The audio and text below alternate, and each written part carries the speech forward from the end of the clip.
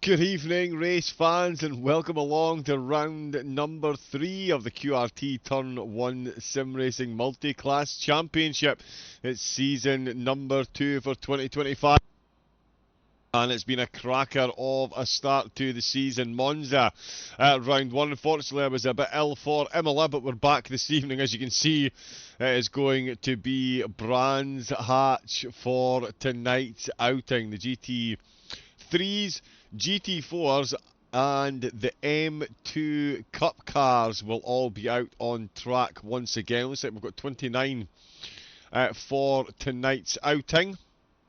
With only 2 rounds under our belt, standings still slightly slim on the ground, but we can see in the pro split that Martin, with the 4th and the 3rd, leading the way. That just goes to show you how close it is.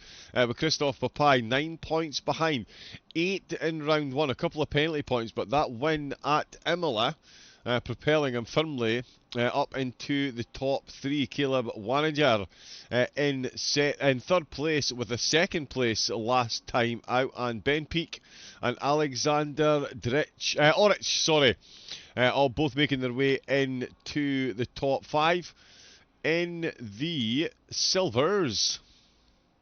Green line, give it all you got. There we go, that has worked. It is Christo, Secchi and Basteri that are leading the way at less than 20 points. There we go, separating the top 3. Mashko and Kohler both in the top 5 in that division as well. It's all going to change over the season, so we'll get a proper look at each of them as we get through the rounds. In the GT4s, which that one most definitely is, Jan Willem van der Steeg leading the way with Reese Crowther matching van der Steeg's opening exchanges of 2 podiums, but it's 2 second places for him. Let's just see if we can get a car that is out on track. Nope.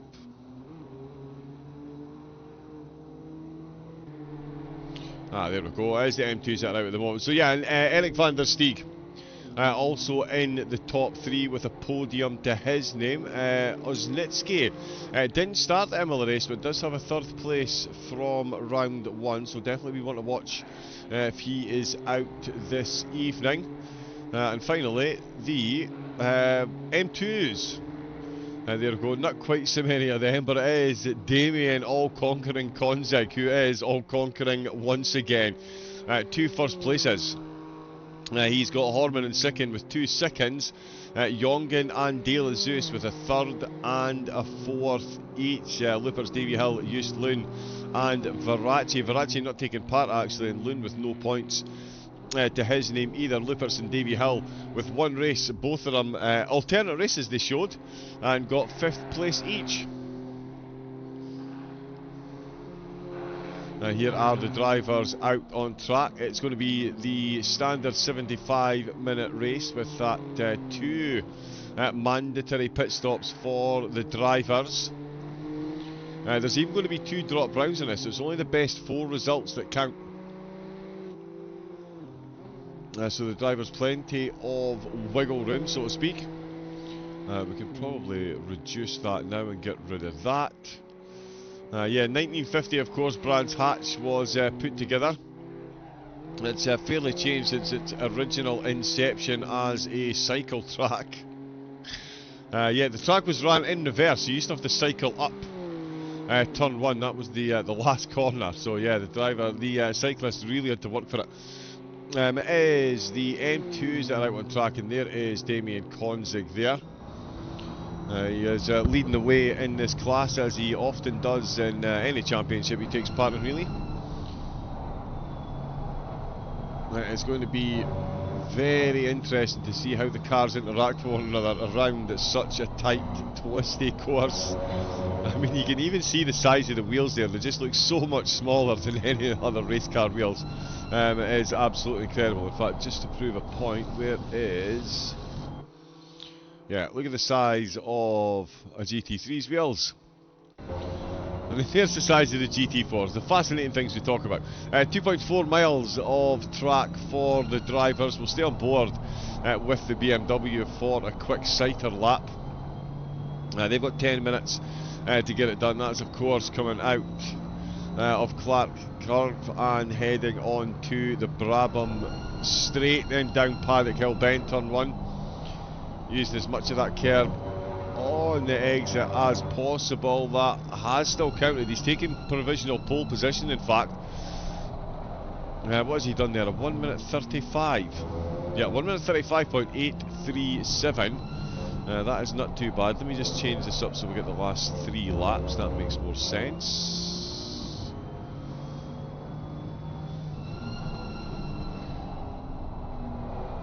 Oh, in fact, no, sorry, we're in quali, so I'll leave it on fastest lap just now so you can see each of the drivers' fastest lap and their sector times. We are still on board with Konzig down Pilgrim's Drop. The third straightaway, we missed a couple of corners there, but into the triple right-handers of hell, I unaffectionately call these corners.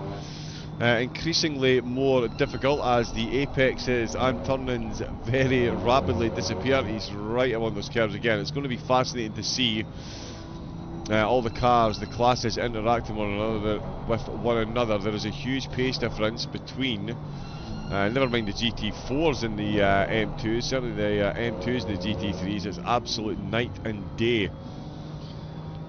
And they're reaching much higher speeds around this course. Konzig, though, looking good to maintain his seat at the top of the M2 qualifying. Is it going to be 3 wins in a row? Of course, if he does win this week, it means it's going to be very difficult for anyone to overturn him with only 3 races left to go. Horman currently in second place with a 136.5. Jongen 36.6 in third. 37.0. For Laupertz, who is about to cross the line.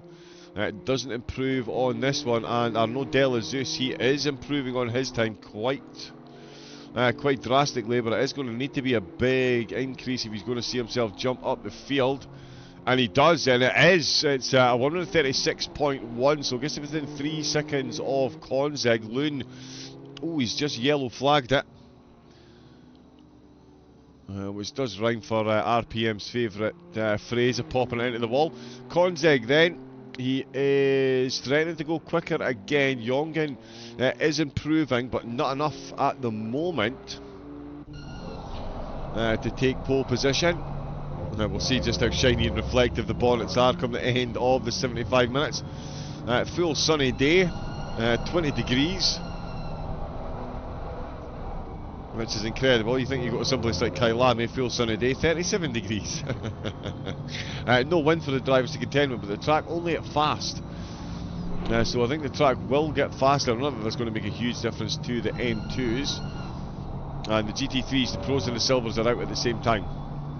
But certainly with the track at fast, the M2s with a bit extra work to do. You can see here, this one is the one that does it for me, this right-hander. It's only when you see that orange marker on the fence, you know you've got to start braking and turn in. Track just completely disappears from sight through Stirlings and onto the final straight. He's actually lost the time he was carrying, and he seems to have given it to Hajo Horman. Now again, he still needs to find more time to get ahead of Delazeus. Delazeus has been overtaken though by Jongen's 36.0. Konzig has gone quicker with a 35.4, and Jongen's got time for another couple of laps. Yep, you'll get this one done, you'll get the next one started. So Konzig then, 35.4.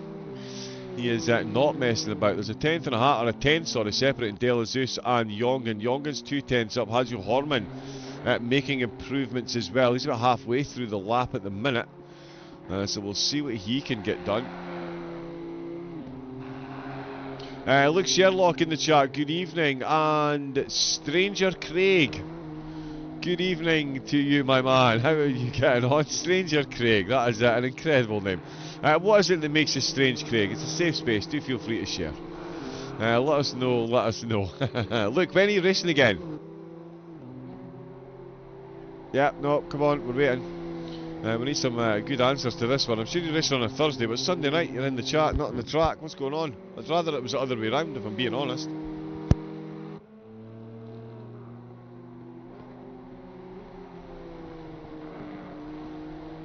Get you out there detecting some overtakes. Yeah, that was a really, really, really bad dad joke there. Sorry, I'll see myself out, ladies and gentlemen. Thank you very much. Good night. Konzig, no jokes up at the front. Hey, 134.480 still the time to beat for the M2s. Jongen, De La Zeus and Horman all looking to beat it. De La Zeus is going to go quicker across the line. Wow, half a tenth between Jongen, and Jongen has yellow flagged his lap. He's done with quali. He's been pipped at the post by De La Zeus. He's still just over half a second behind Konzig. That is just incredible, the pace he can get out of any car at all. Hazio Horman still in the hunt for a top 3 start. If he can finish this lap, we're going to see the GT4s out on track next. They will be big. Well, actually, they won't be starting queuing up that much because there isn't that long of a pit lane. There is that chicane on the way, and the Brands Hatch pit lane is a lot more detrimental than you would think. Very short track, very short pit lane, but that chicane on the way in really does take it out of the drivers. Round at the last corner then Horman. I don't think we're going to see any improvement. He might actually just peel into the pits here. Nope, he is going to cross the line. Oh, and I need to remember and switch that off. Actually, yeah, sorry, there's something that's been left on. There's one of the GT3s. Horman in the pit. De La Zeus still out on track. Just Loon is still out as well. He's just started his lap actually. He just got that started in the nick of time, which is just as well for him because he's a couple of tenths up. Jongen is down on his time. The GT4s.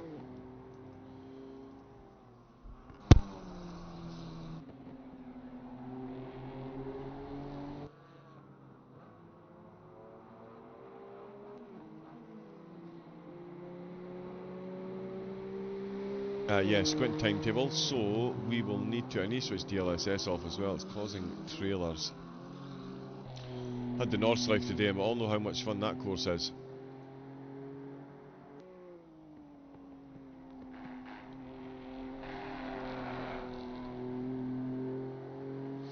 Yeah, we'll get a look at the the M2's qualifying in a moment when Loon finishes his lap. He is going quicker, and at the moment it's almost quick enough to see him up a position at the expense of Lauperts. We'll see if he can get it done. The GT4s, as I say, they are out on track now. So they'll be well into their warm-up laps and beyond, actually. Oh, you're coming at the end of their warm-up lap now, as you can see on the radar.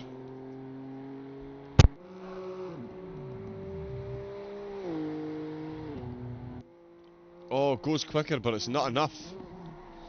It is not enough. Right, let's jump on with Jan Willem van der Steeg, and what I'm going to do...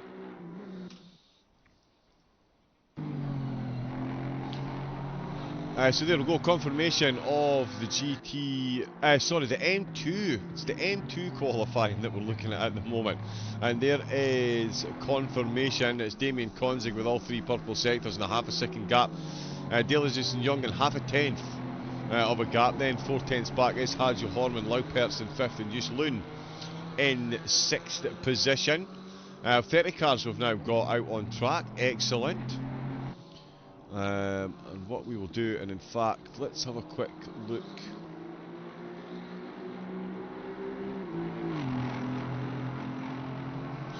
At the track while I quickly fix the graphics.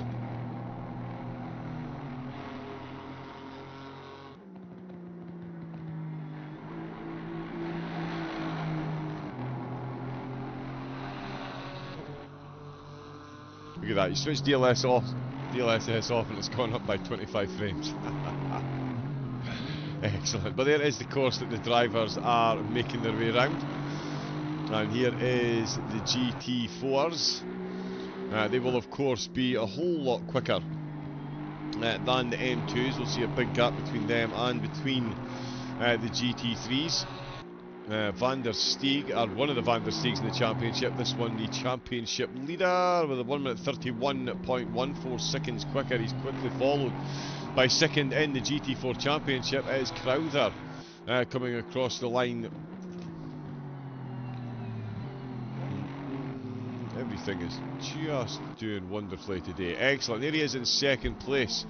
It is Francesco Pin in the Alpine. He's got himself in third place provisionally. David Morales crosses the line to take fourth place. What is that he's got? 1 minute 35.357. You know what, we could probably get rid of that as well. I heard he likes to eat his Weetabix with strawberry jelly. Says Last Ninja Cow. Oh, Stranger Craig likes to eat strawberry jam with Weetabix. I mean, I've heard Stranger, but yeah, that's right up there. That is definitely right up there. That's an interesting choice. Now, is that a 24-hour-a-day thing, or is that purely for breakfast? That would be the next question. Well, welcome in, Last Ninja Cow. Thank you very much for the informational update. Let's see if we can just get some extra clarity on this. Is it that will he only have it for breakfast, or is this something that he likes to enjoy at any point of the day? It does sound like a decent snack, actually. Definitely not up my alley, but each to their own, I guess. To get any further information on this Weetabix with strawberry jelly, gratefully received.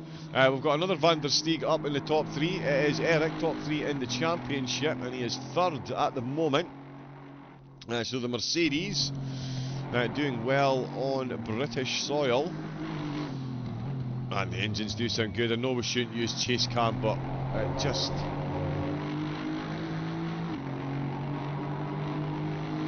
sounds like Thor clearing his throat. Oh, okay, yeah, that is very strange, Last Ninja Cow. Oh, yeah, so it's pre-made jelly, so it's just cubes of jelly before it's actually... Right, okay, so when you... My apologies as well. When you said strawberry jelly, I made an assumption you were talking about jam. You mean actual jelly. You do mean actual jelly, not an American word for jam. We're talking jelly. That's what I get for making assumptions. I should have maybe clarified that first. Yes, Stranger Craig, you're absolutely living up to your name. Yes, that is very strange indeed to put actual jelly on Weetabix before it's even prepared, just in cube form. I mean, I get it's quick, it's easy, but yeah, wow. That one's going to stay with me for a while, I think. That is absolutely going to stay with me for a while.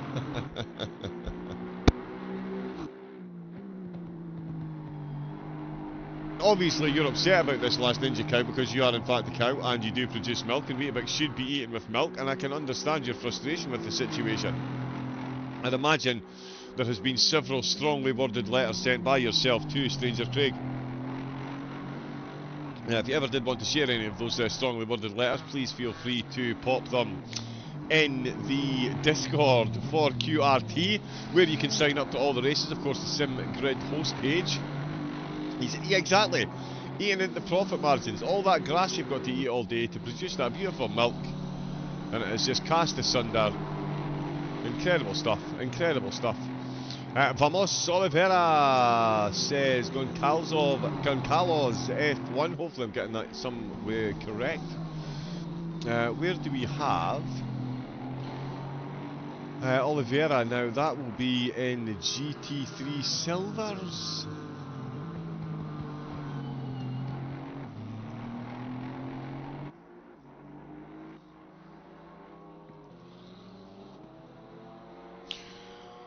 We're still concentrating on the GT4s, limited field for them. Good to see the KTM making another appearance. What an onboard camera this is. How do you not love this camera?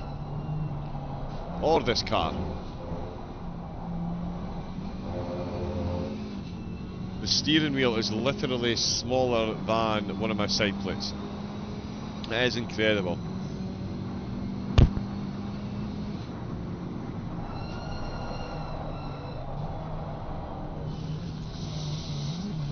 There we go. That just goes to show you what it does to the handling. As Morales takes it off track. Jan-Willem van der Steeg championship leader so far after 2 rounds. He's got himself the purple moniker at the moment with a 1 minute 31.060. And he's got time to find in sectors 1 and 3 based on his personal bests. Wow, so we could see a big jump in his position. The GT3s are going to be coming out very soon. So we'll need to jump over to... we'll get ourselves over to that screen for the standings. After this one, we've got Francesco Pin in the Alpine. He's carrying about 3/10 halfway through the lap here, actually. He could be on for a good time. Can he beat the Mercedes ahead of him, though? 32.1 and 31.8 for Crowther and Van der Steeg ahead, with Jan Willem van der Steeg 31.832 versus 31.0, so he's got about a 2/10 gap. 3/10 gap even between them. It's going to be an entirely different affair, of course, when we get the GT3s out on track. We've got 18 of them today. Silvers and the pros will be out at the same time for qualifying. A few of them have got some colours next to them. We'll figure out what those are when they get out on track. But yeah, if anyone else is cheering on anyone else, feel free to shout up in the chat. We'll get a look at everyone that gets a shout. Let's see what Pin can do in Alpine. Not enough. Not enough. Yeah, Morales is making big gains here, but at the moment he doesn't have a time set, or certainly not a representative one. He's almost on par with the M2s, so this will see the gap increase to the M2s. And that's him done with qualifying, so it's the best for him is going to be 5th. Van der Steeg pulls over, he's done with his lap. Crowther is still out, but he is down. Eric Van der Steeg still looking to find time, but he is now being chased by the GT3s. There you can see them heading down Paddock Hill Bend in the background. And they'll probably get pretty close to him actually before the end of the lap. So Van der Steeg, full concentration to try and at least get second place if he can. Crowther is ahead of him, but is definitely down on his time. And in fact, Van der Steeg has lost time as well. So Van der Steeg has lost some time. No improvement from Pin. And Morales, the final GT4, the KTM, is in the pit. Crowther peels into the pit as Van der Steeg pushes onwards through Dingle Dell. Down into the basin and then back up he goes. We've got the 189 peeling off. One of the GT3s is an incident. Ben Peak spun off track and had to return to the garage, so I'm not sure if he's on the wrong tyres or he's taken some damage there, but he's had to jump back to the pits. That's going to be a lot of time munched away as Eric Van der Steeg comes down the last corner and decides against finishing the lap. So let's have a look at the timetables. We could definitely find a way of doing that slicker, I think. With the GT4s, 5 of them out this evening. Yeah, we've got 5 of them out, and it is 3 purple sectors for Van der Steeg, and he's got a 7/10 gap.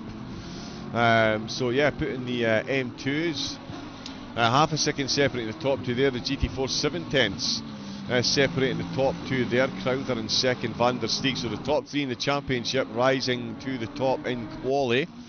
And big gaps between the times though. Pin is 6/10 down on Van der Steeg. Morales 3 seconds down. I do get the feeling that's not an entirely representative time of his ability, so we'll see how he gets on in the race. We'll jump back on track as the GT3s start getting themselves warmed up.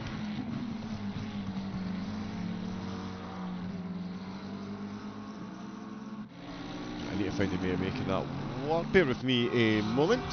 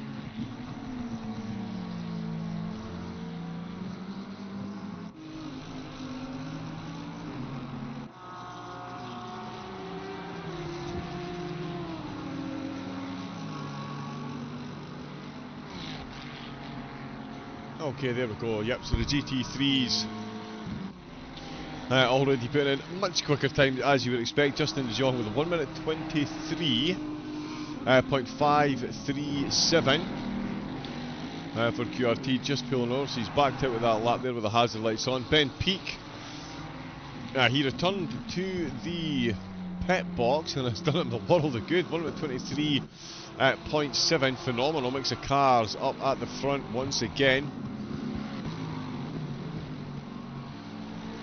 A lot of the cars have set time. We've got Orlick's in there with a time set as well. This is all going to change though. Ivan Basteri's got a 24.4. Mike Wilson has just been overtaken by Wraith, the silver driver. This is a very short track, so the silvers could well find themselves seriously mixing it with the pros. Although at the minute Bowden is leading a group of silver drivers. We've got Oliveira. Oh, now a 135.1. So he's got his work cut out for him at the moment, does Oliveira. Kohler with the yellow flag. Secchi has returned to the pits. Kohler just getting out of the way for some traffic to go past. Justin De Jong looking to strengthen his grip on the field. Oh, now.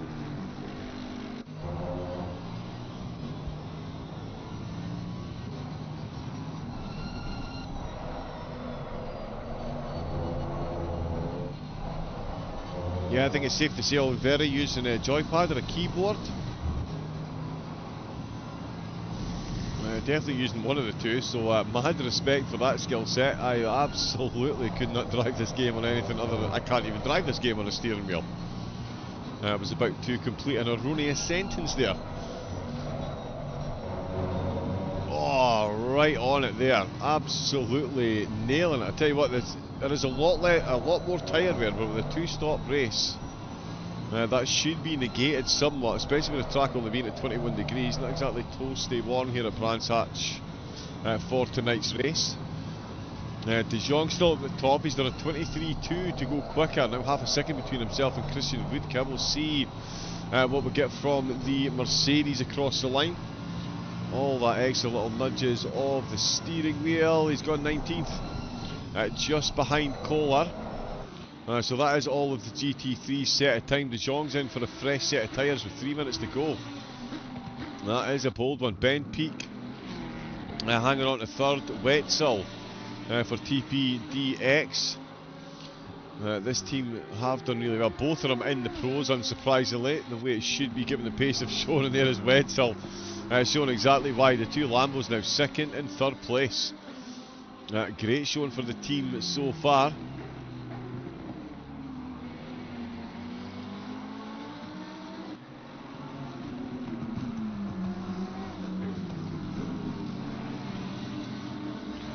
Yeah, oh no, they've been separated. Caleb Wanninger has just set himself a very good 1 minute 23.5, so it's two drivers on a 1 minute 23.5.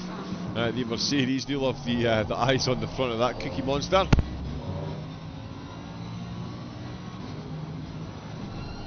This one, of course, the Cucurb Monster, as it says on the side there. Clever play on words. I see what you did there.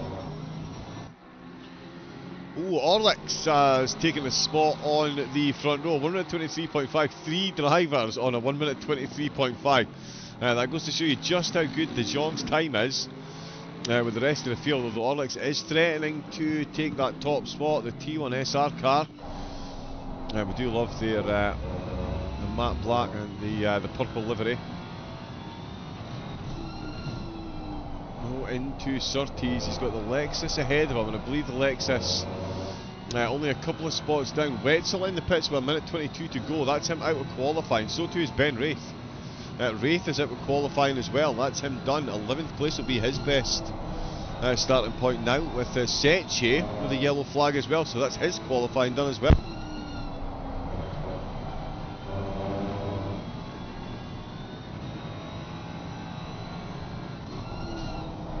Bowden with a yellow flag. De Jong lighting up the timing towers once again through Surtees. He has improved on his own first purple sector 1.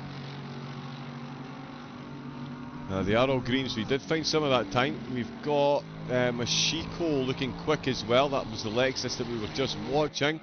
He's got time for another lap. He is going to improve, and it's going to be enough for one position ahead of Zabara, who's on his lap. We've got Noose, who is in the gravel. Masco in the gravel as well, so that's their qualifying done and dusted. Bushansky for TPDX currently down in 13th position. He's in a Ferrari trying to catch up to his teammates. He does have a lamp. Oh, and he's backed right out of that. Bushansky is backed right out of that one. Very nice livery on that car indeed. That was Woodka that was chasing him. Quali is over, so Woodka's going to cross the line with no improvement.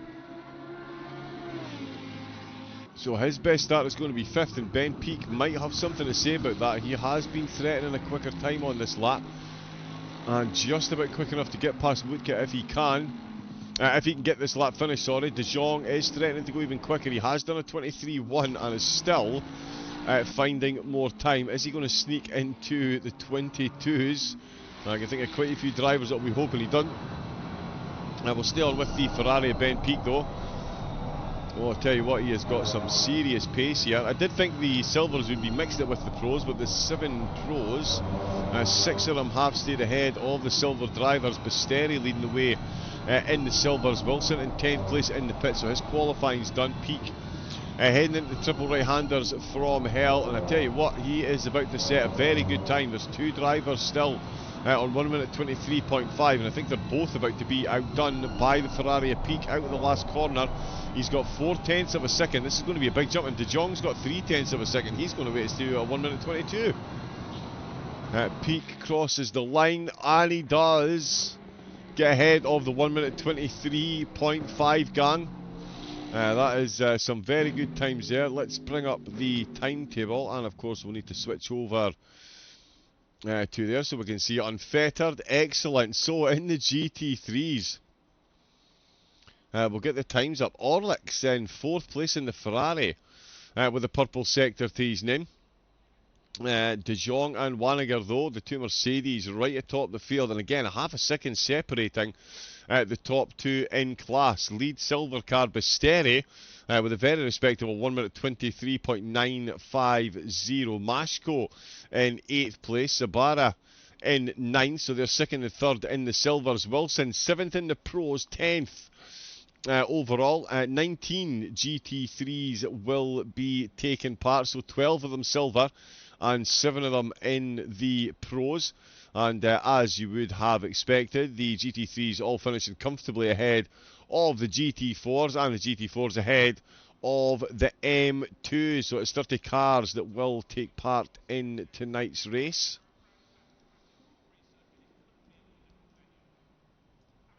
And we can't quite hit the drive button yet, but as soon as we can, we'll get ourselves a bit of a grid walk. Yeah, just some reminders. Of course, another there was a driver briefing again for the drivers. Just a reminder of the dangers and hazards of such a short, tight and twisty track when there is such a huge pace differential between the cars. As I mentioned, you can get signed up to the championships for QRT. There's a link into the chat for this one. This will take you to their main host page as well. You can get signed up there to all of the events across multiple games, multiple sims, and get yourself involved in the QRT community as well.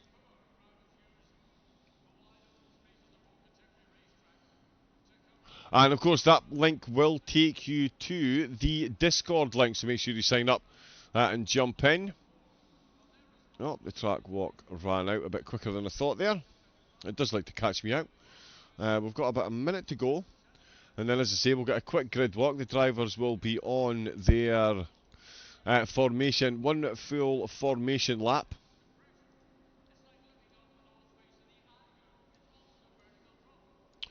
We'll just reset this down a bit to make sure we get everyone in during the lap. This is one of the shorter tracks on the calendar.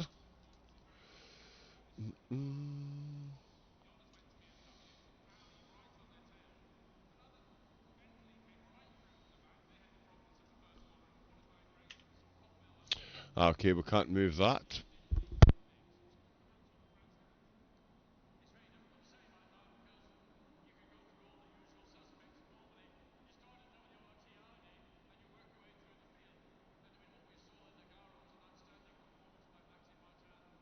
Minute race here for round number 3. We've had Monza and Imola so far, got Spa, Bathurst and Watkins Glen still to come. That is quite the closing calendar. Cannot wait to see Watkins Glen in these 3 categories of car. That is going to be absolutely incredible.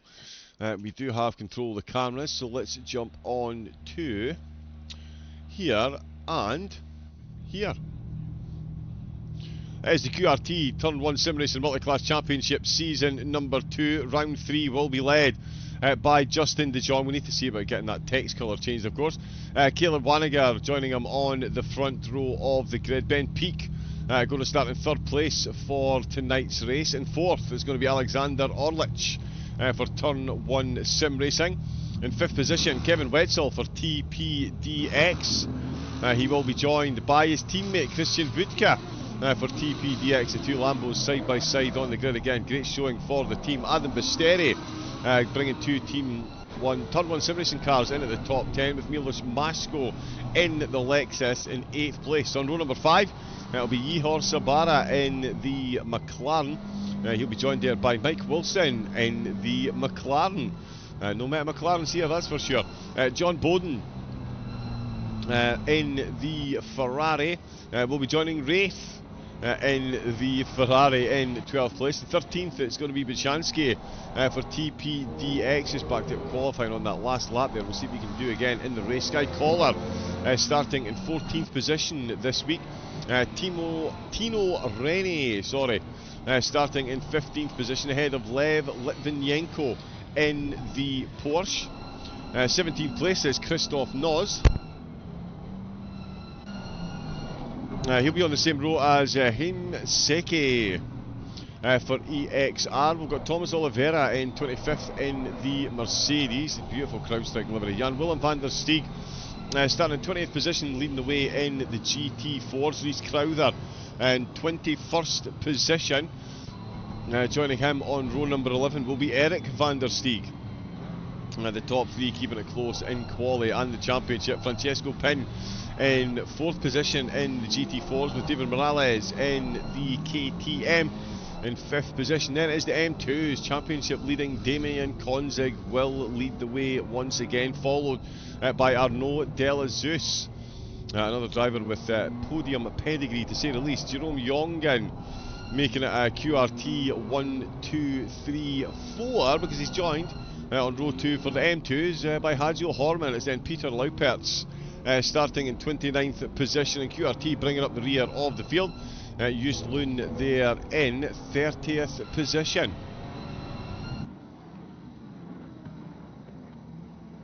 So yeah, 30 car field making their way for 75 minutes. 2 pit stops again. The Brands Hatch pit lane really does take time out of the driver's laps. It is a short pit lane, but it is a very short lap as well. And yeah, another one of these tracks, very easy to pick up track limit warnings, so the drivers are going to have to be absolutely on point. Even picking up penalties in the pit lane as well.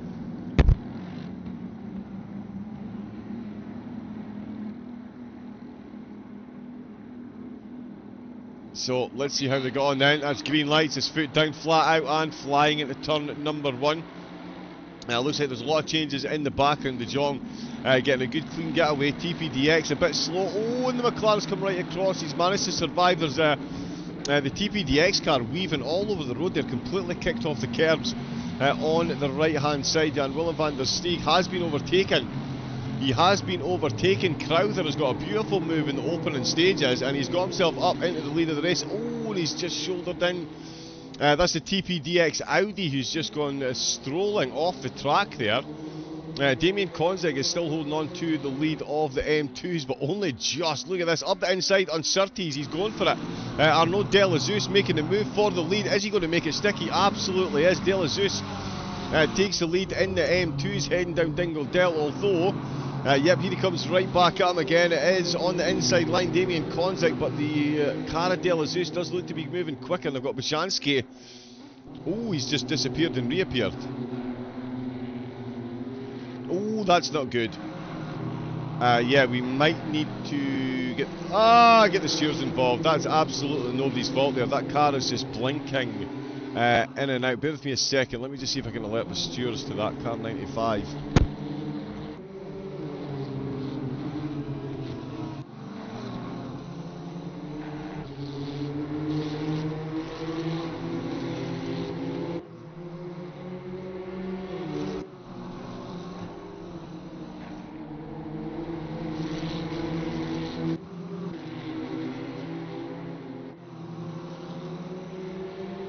Oh, sorry, just have to quickly pop a quick message in there to the stewards just to let them know, because yeah, that is absolutely all over the place. So we'll probably missed some action up at the front. Let's see the positions gained. Basteri has dropped 2. So Basteri has dropped 2 positions, and Bowden was involved in a big incident as well. That's seen him drop 5 positions. Bachansky, as we saw, disappearing and reappearing on track, made contact with a couple of the M2s. Christian Woodke making it back up a position at the expense of the Lexus. Oh no, but he's dropped back down again. The Lexus holding the inside line. Hamble with 2 wheels on the gravel. The McLaren in the back of it, we saw ping across the track. Zabara looking to make up another position if he can. Basteri down to Oliveira seems to be tumbling down the order as well. Let's see if we can grab a couple of replays of what's going on. So here is Bachansky here. Let's see if he disappears in the replay as well.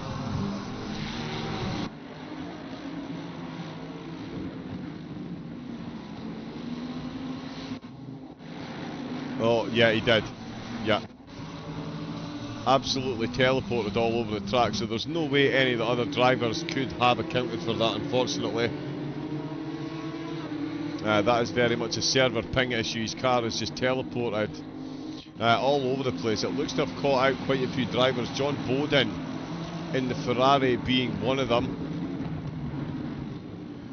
Oh no, sorry, so this was much later on. Through turn number 2, he's got Wraith on the outside. Oh, and he gets a bit of a shoulder charge there. Scrapes off the side barriers there, so maybe not too bad. Now let's see what's happening. This is it's Bachansky once again. So this is when he got involved with the M2s, and again you can see that just means he's disappeared from the track and then reappeared. Yeah, so his car really is struggling. Oh, and he's just teleported back onto the track sideways through those cars. And that is Oliveira again. Right, let's not try and watch that because that is pinging all over the place. Wanninger is still chasing, but he is being chased more closely by Ben Peake. He's 4/10 down on Wanninger. Justin De Jong is absolutely flying out at the front of the field. Then Reese Crowther. Whoa, another car just teleporting there. A couple of cars having issues. It seems. Why have we jumped onto Oliveira? We were on Ben Peake. We were on Crowther. Yeah, there we go. Let's stay on Crowther, please. Thank you very much. Not the best SRO camera for the GT4 Mercedes. Good rear view mirror there. We can see it is. Oh, and we've got Secchi and Rennie with a yellow flag. Tino Rennie just gathering pace again. He has just done himself a bit of an accident into turn number 2. So down the Pilgrims Bend, Paddock Hill Bend. Oh, that's a late lunge up the inside. He's gone from there. No, he's not. Oh no, he's just lost it on the curves, and the McLaren's made the inevitable contact, and yep, that's enough just to send him onto the ice skates. Wraith with a good start to the race as well. He's up 2 positions. Sky Collar dropping down the order. Brands Hatch is biting hard in the early stages for some of the drivers. Secchi, yet Collar is tumbling down the order. Where has he gone? Oh, and the McLaren ahead, both McLarens absolutely wringing the neck out the tyres. These two are swapping positions and mistakes at quite the rate of knots at the minute. Reece Crowther though still got the lead, or does he? Up the inside, going for it. Jan-Willem van der Steeg looking to retake the lead, and as he got it done, he's got his nose in front, but through Stirling's he's going to have the outside line on to the final straightaway before Clark Curve. Oh, and it is clearway, and he's cleared the car behind him. That is a very nice move, and it's brought Erik van der Steeg right into the hunt as well. He is starting to catch back up to these two cars in the M2s. It is Damien Konzig who, after all that, has held on to the lead of the race. He's got a 1 second gap back to Young, and he's got a second back to Hazio Horman. It's Arno De La Zeus that has dropped down the order. Unlucky number 13 finds himself down from second to fourth position. I'm wondering if that was maybe something to do with the teleporting Ferrari. I'm sure we'll find out. Erik van der Steeg then will stay on board with the battle for the lead in the GT4s, as Bushansky again just popping up a yellow flag there.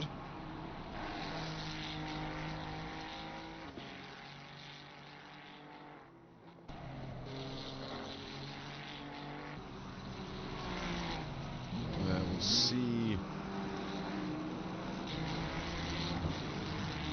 what the stewards are saying about that, but yeah, a whole lot of teleporting going on for Bushansky at the minute.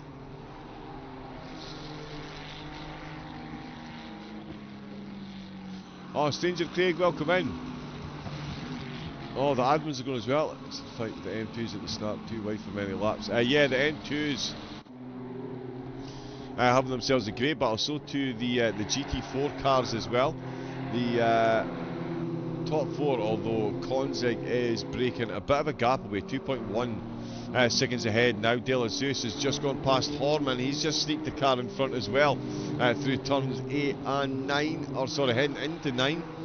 They are nose to tail. De La Zeus, he was quicker than these two in quali. He'll be looking to make back positions if he can. That is a very large BMW looming in that very large rear view mirror around the last corner. Lap number 4 completed. Or sorry, lap number 5 this will be completed for the M2s.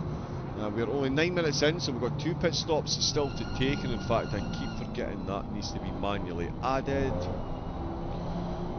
So there we go, 2 mandatory pit stops for the drivers. There's no pit window, of course. Oh, Bowden! Oh, the 169 has just had an absolute carnage of a crash there. Heading towards Dingle Dell. Let's see where... Oh yeah, no, that's not the way to do it.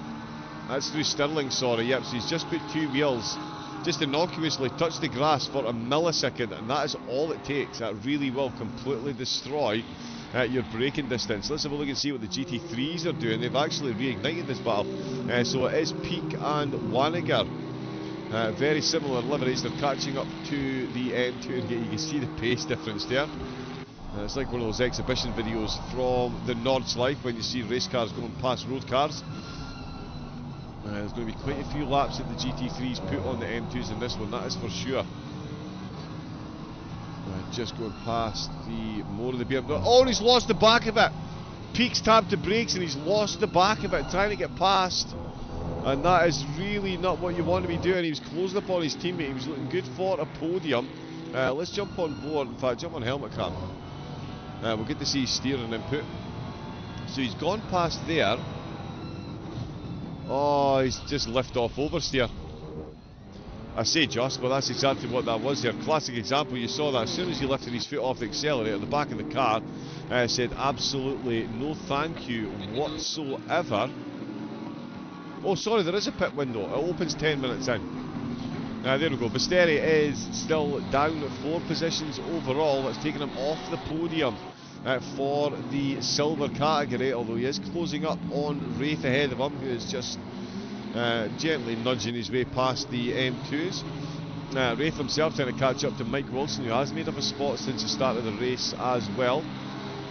So good racing from both of them so far. We'll see if there's any position changes coming. Basteri will certainly be keen to get some of his spots back if he can.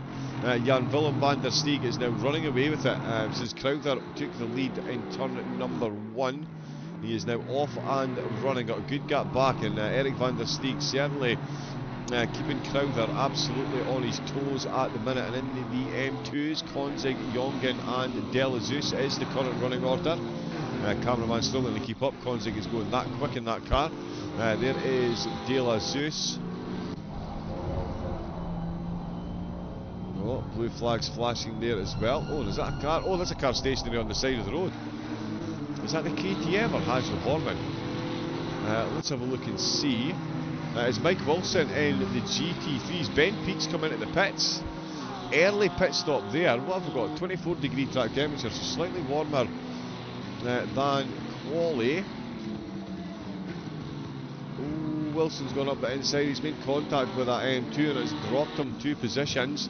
There was another car stationary by the side of the road. Let's see what's going on.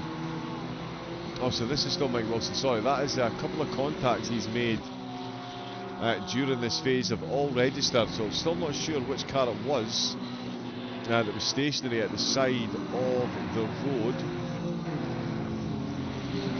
Yeah, I'm just having that bit of a wiggle there.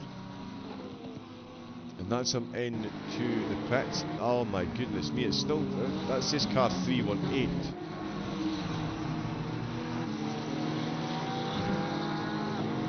Oh, so this is a separate part of the track for Wilson.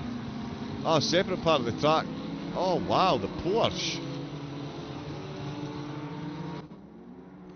I would say that's going to be a slap on the wrist from Messieurs. There was plenty of room up the inside and still managed to make contact and send his opponent off. Absolutely. Not the type of thing that you like to see. Ben Peake is coming out of the pit, so that's his first mandatory done. With an hour and 2 minutes left to go, so 2 30-minute stints effectively. We've got Bowden who's looking close to an overtake. He's got an M2 just ahead of him with a Sky Collar that he is chasing down at the minute.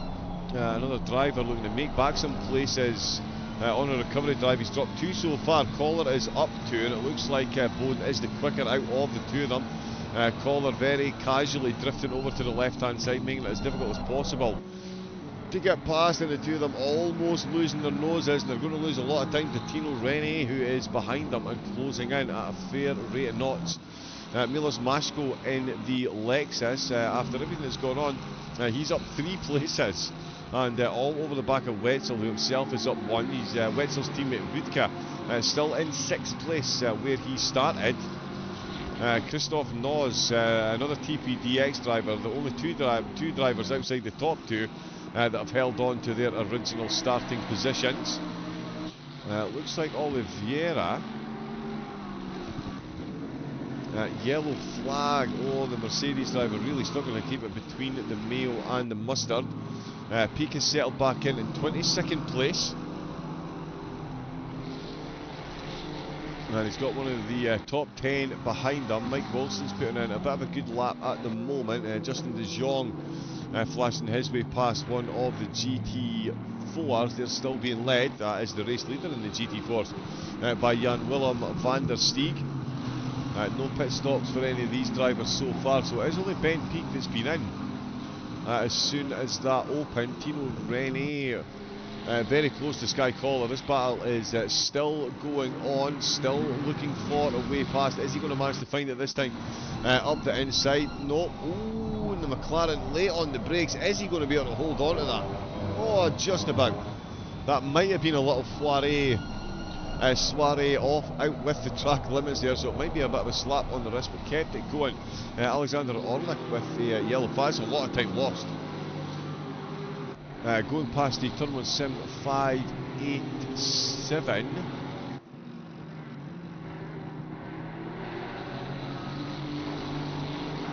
Oh no, sorry, Orlik's is the 587. Waniger is up the road, so that is more blue flags that they're dealing with, more cars that have had issues, and a couple of cars that have been in the pits. We've seen De La Zeus, sorry, and Horman. Oh, big contact there. Oh, Oh, and that's Horman forced off the track there.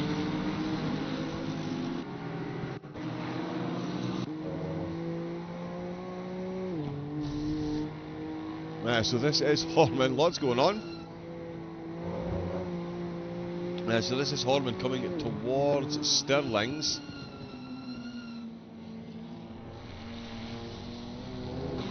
And quite a few of the GT3 cars. There's another one going past. Van der Steeg still leading the way. That's another Mercedes, fellow Mercedes, GT3 going past there. Zabara is looking quick. Oh!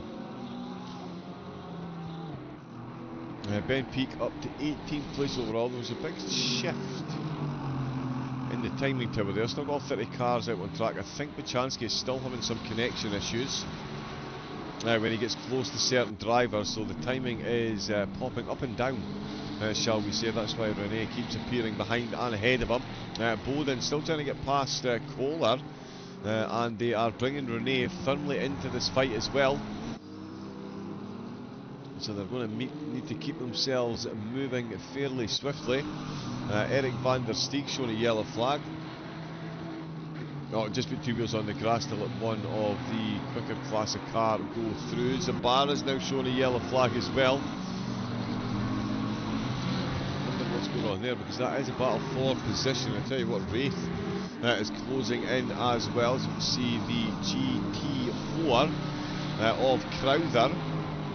So big gap separating the GT4 class at the minute, over 10 seconds between first and second. Jan-Willem van der Steeg really is absolutely flying. He's got this opening stage, it seems, absolutely in the bag. Just needs to survive at least to the first pit stop and then take it from there.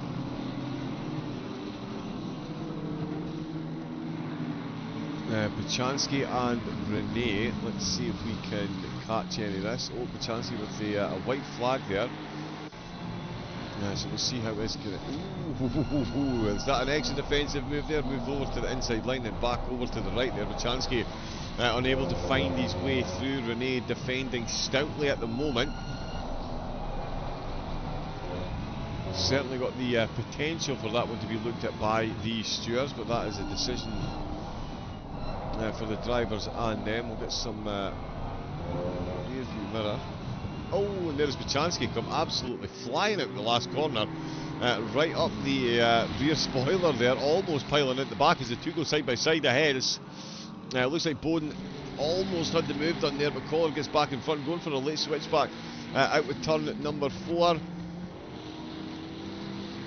And doesn't manage to make it stick, and I tell you what, that could have cost him a lot of positions there that all go single file to make their way past the BMW M2, which rightfully holds its line, although that's a lot of pace lost by Bowden. He's going to need to gather it up pretty quickly onto clearways, or he's going to find himself down a couple of positions.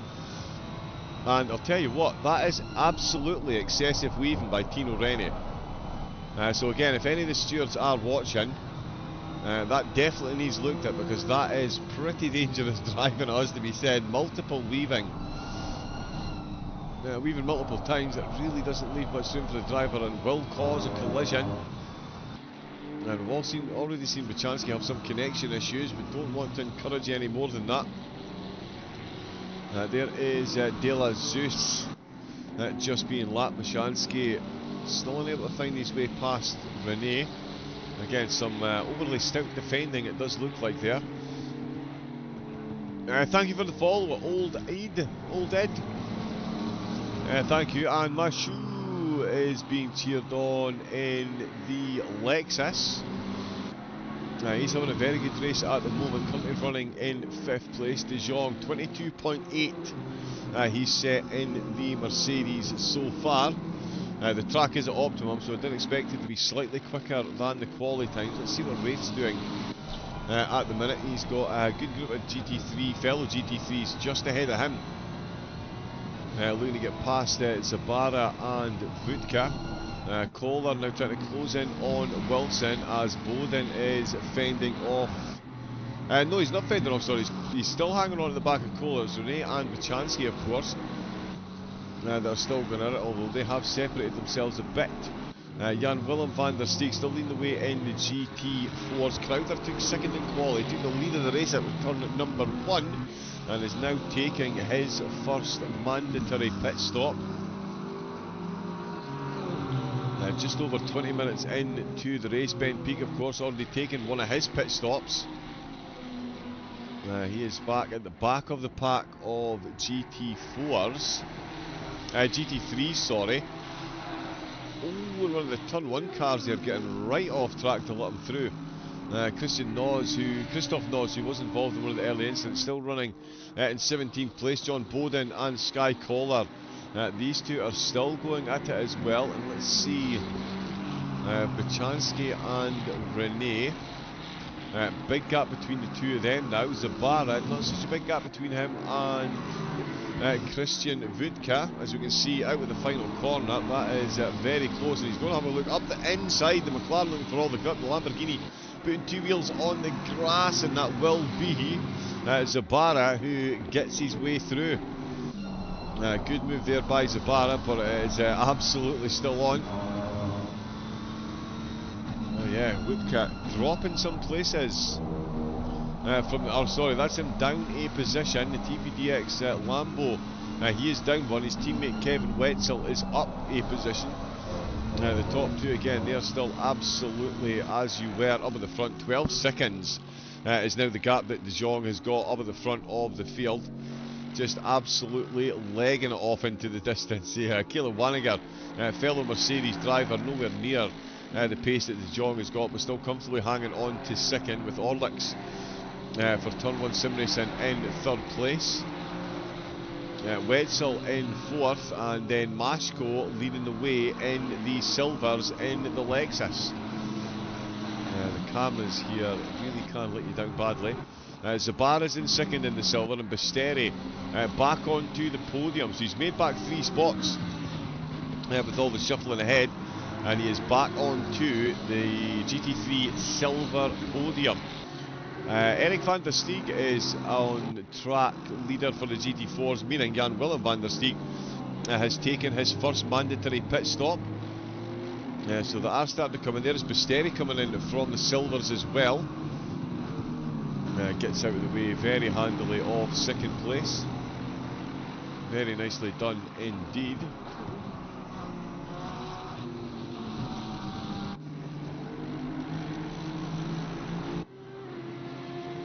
Oh no, we're not looking for that.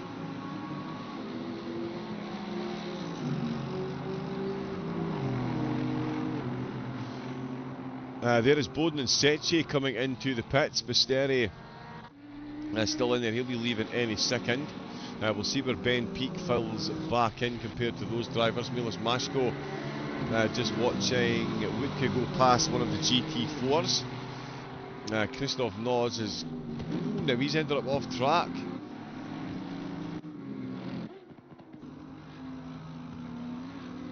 That was a lot of curb that he took there, so he is definitely not shy when it comes to riding the car over the curbs. Oh, and again, that is too far over to the right hand side. It really does unsettle the car, sends it bouncing. We've got brake markers already been toppled over, and that is the Audi driver. Now looking for a bit of damage limitation. It's a couple of off-track excursions so far. Justin De Jong, no pit stop for him. He did leave it long the last time. At the first round of the race, he didn't take his pit stops very early at all. There is Wilson going past as Wraith and Litvinenko both come into the pit. Sechi and Bowden both on their way out, both behind Peake. Now that's Orlix, who is in third place, being unlapped by Ben Peake. So Orlix is absolutely getting himself out of the way very quickly for the rest of these cars. And that is Ben Peake going to get himself back on the lead lap,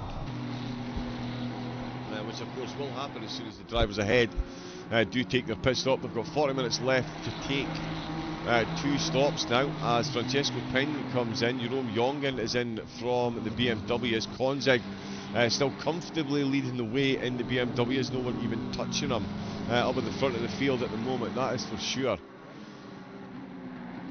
He's got a lot of GT4s and a lot of GT3s around him, but he's got a big gap back to Jusloon, who's currently running in second place. Jongen has taken his pit stop. He is back out, and I know De La Zeus is just behind him. Wow, so Jongen has managed to stay ahead of De La Zeus out of the pits. Jusloon's still got to take his pit stop. Boden and Setche, just two wheels on the gravel, trying to let more cars go past. And De Jong has taken his first pit stop. So he's come in from the lead of the race. Wetzel has come in as well. That's put Caleb Wanniger into the lead. Orlick's into second then. And Zabara into third. We'll see, there is De Jong already on his way out. Very slick pit stop.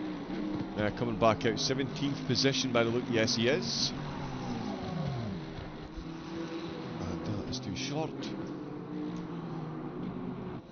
Oh, Collar with a yellow flag. He's facing the wrong way entirely. Is that turn 1? It is turn 1.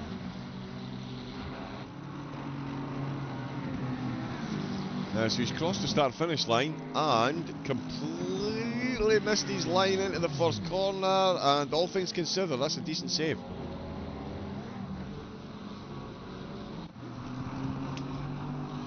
That could have been a whole lot worse. We'll see what that does to Collar's position. Of course, got a pit stop to take, so he's going to lose most of those spots. Wanniger comes in, answers the race leader, so too does Orlik. Zabara is staying out. Masco stays out as well, and so does Vudka. Mike Wilson, the next GT3 around the final corner, and decides against pitting as well. So De Jong will for the moment stay in 7th place. We'll see if we did see a couple of drivers take very quick back-to-back pit stops as well. And the BMW M2 leader comes in. He's got a GT4. You can see just how tricky. Yeah. There is a speed limiter there. I think the KTM was going very slowly there, almost caught Konzig out. That would have been an extremely unfortunate contact to make contact on the way into the pits.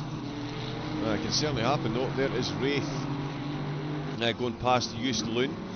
Loon hasn't taken a pit stop so far in the race. Let's see if now is the lap. I think it will be. Yep, leaves him with two 22-minute stints effectively. Crawls his way in. Konzig is still stationary. Jerome Jongen has taken his pit stop and he's sliding his way through Stirling's there. Fully embracing the Fast and the Furious spirit. The BMW going sideways, and we'll see where he is. Konzig then comfortably back out in the lead. Not even a contest there. Litvinenko.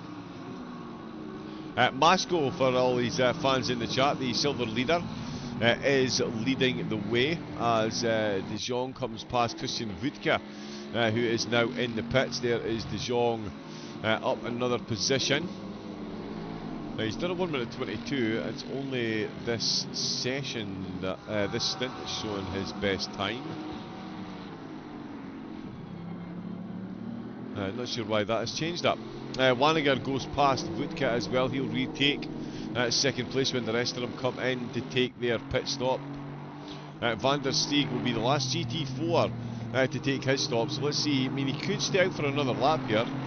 He does have 35 minutes left to take those two pit stops. We've been racing now for what, 30 minutes? And this would leave him two 22-minute stints, and he does pull into the pits. We've got Van der Steeg. Oh, he's not surrounded by GT3s, not quite yet. He does have quite a few of them on their way though. Yeah, there we go. A whole train of cars making the way towards Van der Steeg at the moment. Wyszynski is battling away. A bit of a jitter there, but yeah, Wyszynski and Kohler, they're now battling away after losing time and positions early door. Kohler, of course, with that mistake that we saw on screen. Bachansky goes past the BMW M2 leader, trying to find a move into turn number 1. I think we have another joypad player as well, actually. Oh no, that's all about the steering wheel. We'll see what Bachansky can do. His connection does seem to have settled down a bit, which is good. So it must just be when he gets near certain drivers. But at the moment it is Sky Collar that he's trying to get past. Tino Rennie is certainly will be happier. He's got a car between himself and Bachansky, so he has made up a spot. In fact, Collar down 1, Bachansky down 3. Ben Peak still down 8 places, but he's still got a couple of 3 or 4 cars ahead of him to take their pit stop. Litvinenko just having a bit of a connection with the air, but Peak is definitely ahead. Just confirmed that there. Masco coming round the last corner. Is this the lap for Masco to come in? The top 2 in the silvers, yes indeed it is. And Zabara is staying out and right out on the outer gravel there. That was nearly a bit of a disaster, so Zabara will get a lead lap as Mike Wilson comes in. Justin De Jong comes round the last corner, so he will be promoted back to second place. Masco up, he's already been dropped. He's not moving though.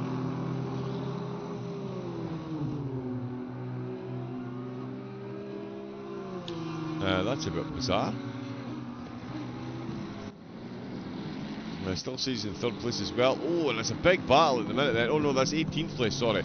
That is John Bowden just being lapped. There is Orlick's going past to retake a position much closer to the podium. Masco is still stationary and now moving.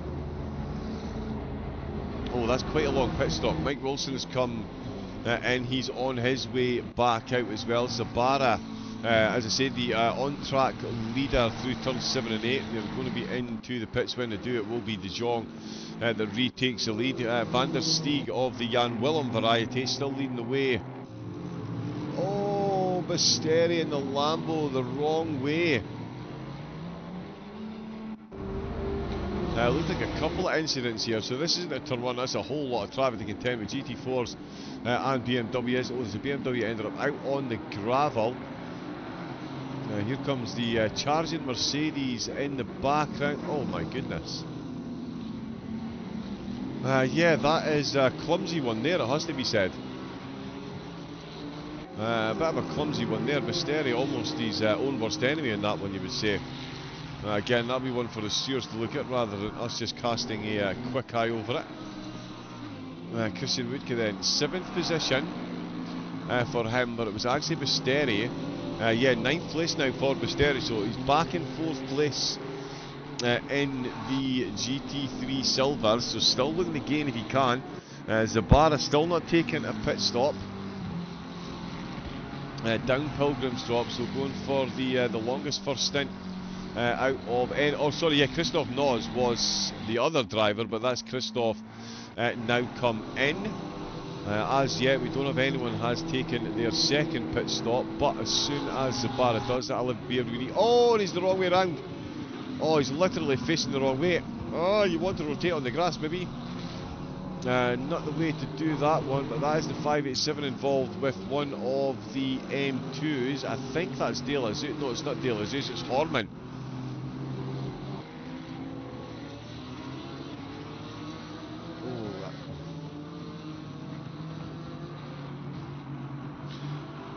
Yeah, you know what they say, a picture can paint 1,000 words. I'm not sure we can repeat any of the words that the drivers were repeating inside their helmets there, that's for sure. Let's see what Zabara does. He's staying out. He is wringing the neck out with these tyres. That is a solid 35 minutes, so he's only going to have less than 2 20-minute stints to contend with. Is he going to just go for back-to-back pit stops? That would be an interesting one if he does.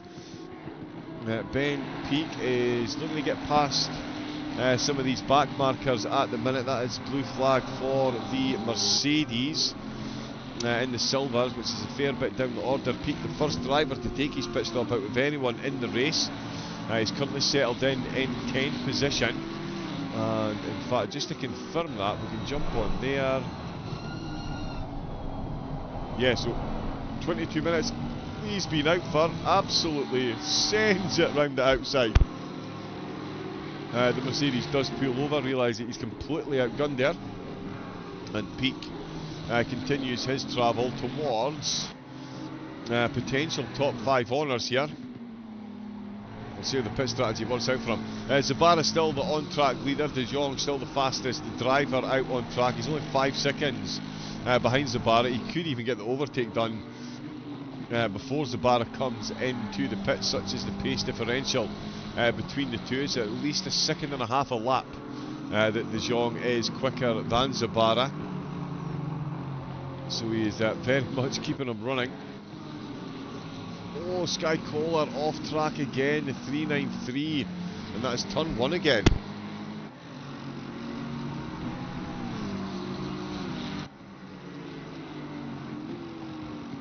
Oh no, that's all wrong on the way in. Yep, had to straighten the car out, decided better just to apply the brakes in a straight line. That is the catch-22. If you miss your braking zone, the best thing to do is straighten up the wheels to brake, because the more turn you've got, the less braking you've got. The car's brake goes better in a straight line, is what I'm trying to say. Sky Collar losing a position, and Ben Peak's lost a position as well. Car 189 has been involved in an incident. Let's see what's happened here. He was in 10th place. The saying he's now down in 13th, so this is on his way towards Dingledell and Stirling's, of course. So he's okay on that curve.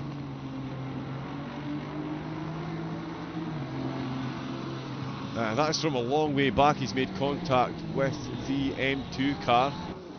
So the M2s and the GT4s getting a fair old bit of a run around. The GT4, the M2 drivers, don't imagine will be overly impressed come the end of the race. We've got two of them battling for podium honours. It is Jongen being chased by De La Zeus. As we see the GT4 of Eric van der Steeg just pop himself strategically in the middle of the two of them.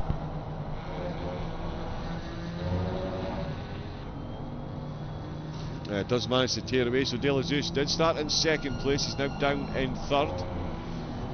De Jong is back in the lead because Zabara has come in to take his pit stop. So close, and De La Zeus managing to carry so much more pace through all of the corners and out with the corner exit, and he's going to get it done out with Stirling surely. His teammate moves over to try and squeeze him as far over to the left. No, because they've got another car. Oh no, they didn't. I thought there was another car. Oh, there was another car on the inside. It was the Turn 1 Sim Racing Lamborghini, and it's left these two teammates side by side as they pass the pit line. There is Zabara in the pits. There is these two now. I'm not sure which one of the two of them is actually ahead. Slightly later on the brakes, I believe that is. Oh, and he's run wide. He's run wide, and that is left Jongen in 3rd and De La Zeus in 2nd. Oh, and they've made contact. The teammates have gone full haste, and there's got another QRT car pulling up behind them. Oh, and he's moved over and almost taken off the nose of the GT3 car. Is that Alexander Orlick's? No, it's not. It's not Waniger, it's Waniger's teammate. No, it's not Bowden either. I've completely. Oh, and these two going side by side again on the exit of Surtees, and it's De La Zeus that comes out on top. Litvinenko comes in. This will be his 2nd pit stop.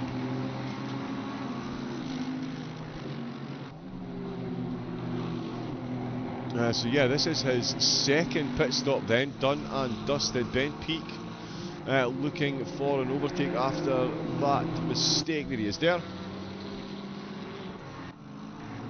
Zabara's a fair bit down the road, so that is a blue flag car. Oh no, it's not, sorry, it's Mike Wilson and Ben Peak that are battling away. So they're battling for 10th position, 9th position, sorry. Wilson currently holding on to 9th place. Confirmation on a timing tower then. Litvinenko, both his pit stops have been taken. First driver to do so. Ben Peak was the first one to come into the pit, so I did expect him to be the first one to get both completed, but not to be. He's currently entrenched in a battle with Mike Wilson. He's going to have much older tyres, so the advantage is definitely going to be with Mike in the McLaren. Although we've seen the McLarens absolutely suffering around here this week.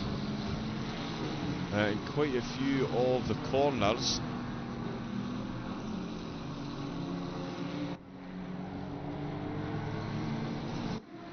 the hill we go.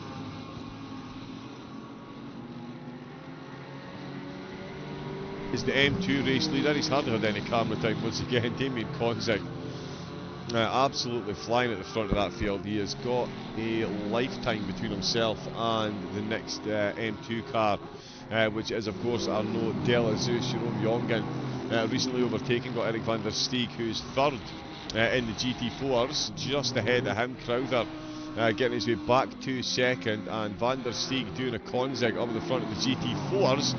He's got himself a 20-second gap. Zabara with a yellow flag. Oh, as he weaves his way past an M2 and a GT4.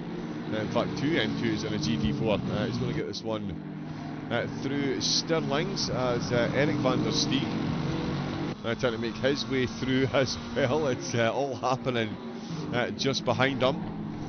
Bishansky is coming up onto the back of this group as well, so an interesting dynamic for him to come past as the QRT Mercedes goes sailing past as well. You can again see the pace difference between the classes. Oh, and he's backed out with it. It's given Bishansky quite a headache there. Looked like Rene backed out with it a bit, trying to avoid an accident. That's put Bishansky right behind them once again.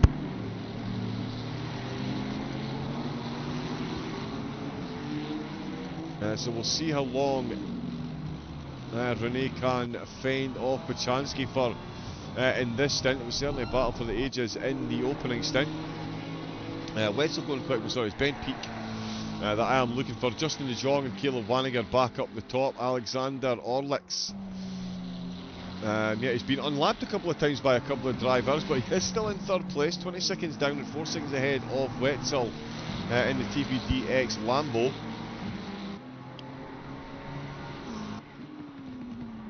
So still a good race there. Bishansky and Rene are going at it again.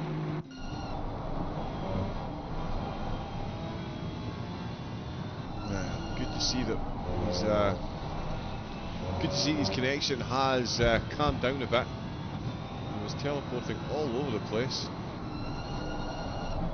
Oh, he's just teleported way past that apex and lost a lot of momentum. That's going to give Rene the breathing space they need into turn number 1.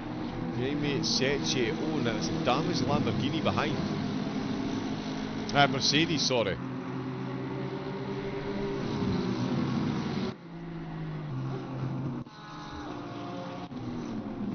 Oh, that's looking very close.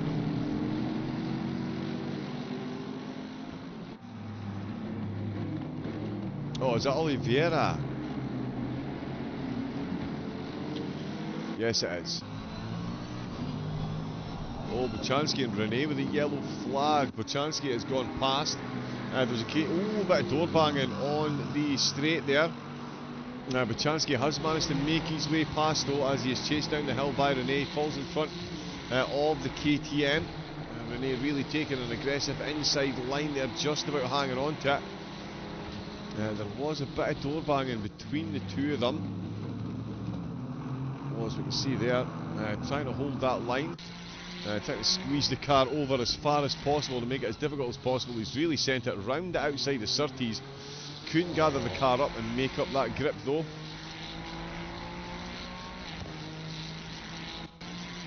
And yeah, the two of them very close indeed. No one else coming into the pits, but that is Bishansky up to 12th position. Justin De Jong is 16 seconds ahead of Caleb Wanniger in second place. Then it's Orlick in third, Wetzel for TPDX in fourth place. Leading the way in the silvers at the moment it is Wraith. So great drive by Wraith once again. That's up 7 positions on where he started. So absolutely incredible drive. Oh, Sechi with another yellow flag. I think that is a turn 1 off. Yeah, so Sechi really struggling. There's Oliveira coming in for his second pit stop. Wow. Missed his brakes by a long way there. Was maybe trying to be a bit too careful with the M2 next to him. But has absolutely sent it miles off at turn number 1. Renee is still within 4/10 of Bachansky, one of the closest fights that we've got on track at the moment. Ben Peake coming in for his second pit stop. He'll be the second driver to do so. We've only got 29 minutes left. We've got 19.5 minutes left of the pit window for the drivers to get those final stops taken. We're going to have 2 on that at the moment. Oh, Bowden seems to be stationary. One of the cars that's definitely been in the wars today.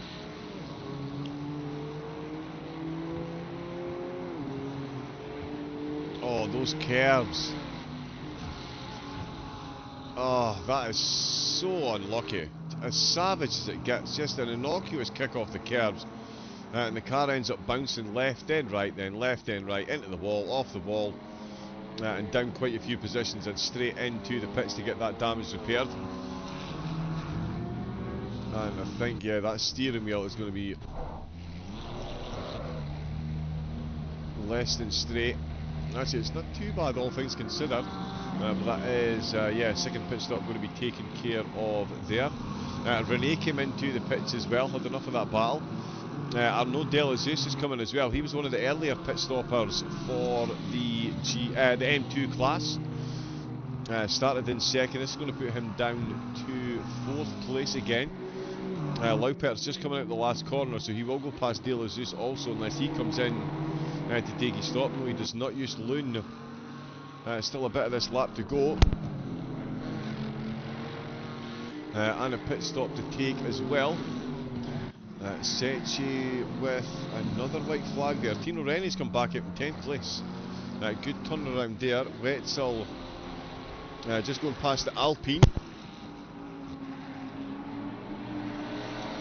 Bless me, that one snuck up. John Bowden into the pits. As Wetzel looking to hold on to the track. De Jong still with the fastest lap and the lead of the race. Wilson with a bit of a white flag, but all seems to be okay there. Ben Peake is the lead driver to have taken both his pit stops in, back out in 14th place. I believe this puts him 7th in the pros at the minute. Should be back a couple of spots when the rest of the cars come in. There is Masco coming in for his second. So they're starting to come in thick and fast now. That's Macho in from second in the silvers. Oh, Zabara with a big yellow flag there.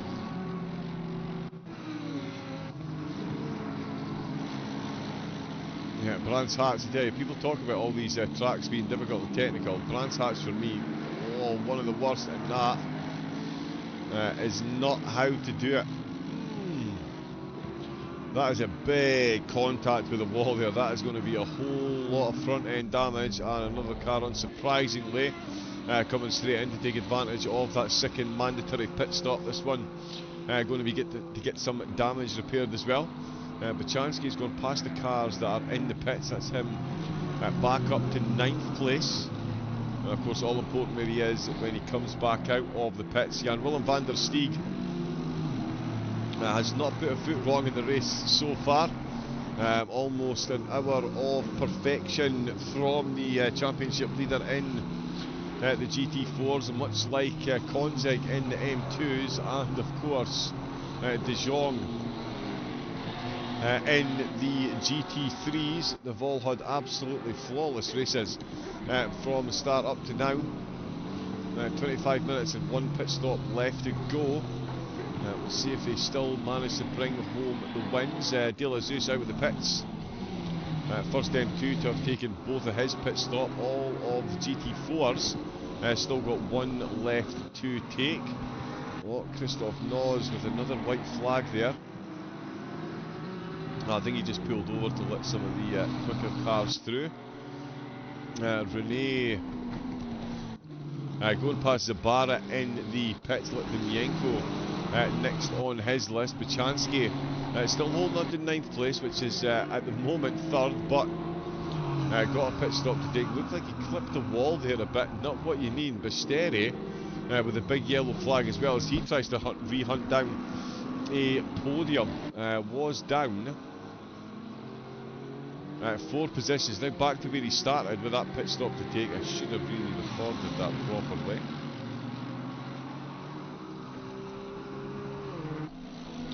We'll make sure we get that one next time.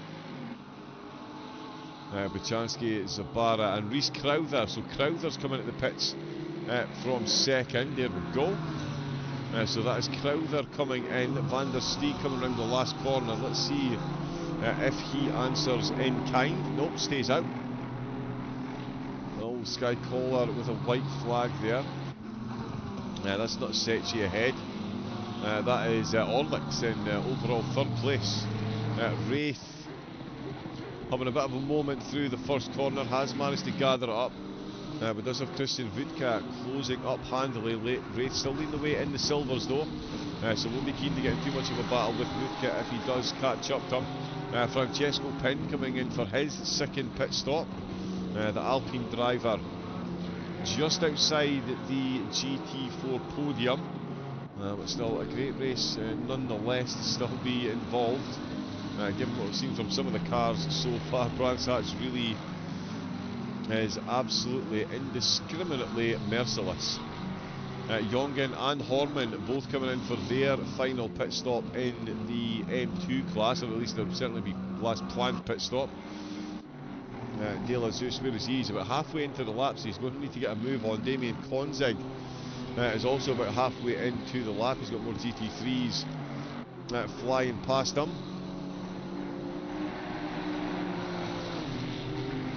That livery does look very good, it has to be said.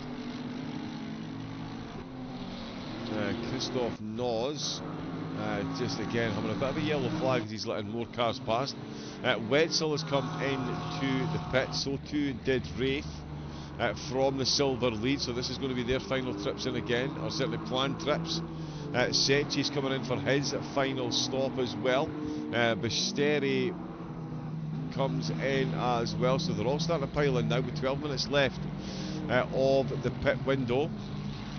More and more cars coming in. The BMWs are still out and running. Certainly the leaders are. Jongen has been in, so too is De La Zeus and Horman for both of their pit stops. And Jongen will be exceptionally happy at still being in third place. He knows he's going to get past Laupert's through that pit stop. Loon's going to lose a position to De La Zeus, who is still hoping for a podium if he can. That is a battered and bruised BMW he's just gone past. Oh, it's Just Loon, car number 37.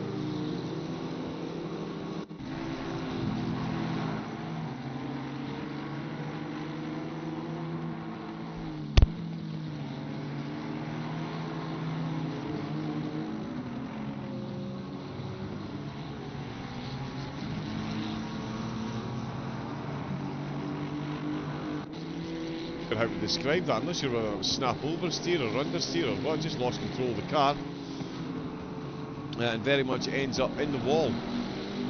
More cars coming into the pit. Woodka's in. Orlix comes in from third place. And De Jong, he's been in and out. Wanniger has stayed out with De Jong. He's been in and out. So taking his pit stops earlier than he did in the first race, that's for sure. We've got Tino Rennie. Rennie's connection. Now Rennie is teleporting.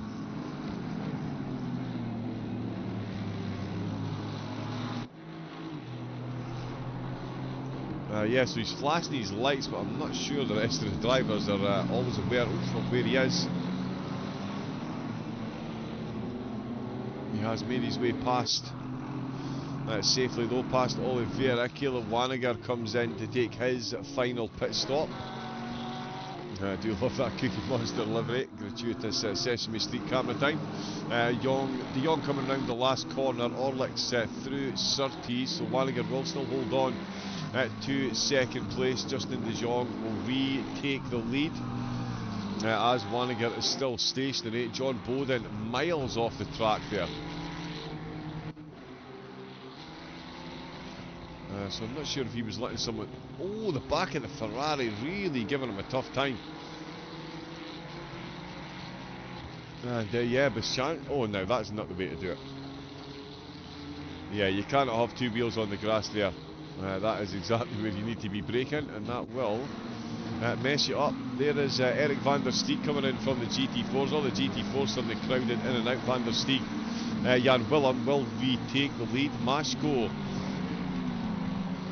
back up to second place, and in fact has just got past Christian Woodka to take 6th place. So a great race for him, up 2 positions overall. Wraith still up 7. He's got a 2-second gap to Mashko. Can Mashko break Race Hart in the closing 20 minutes?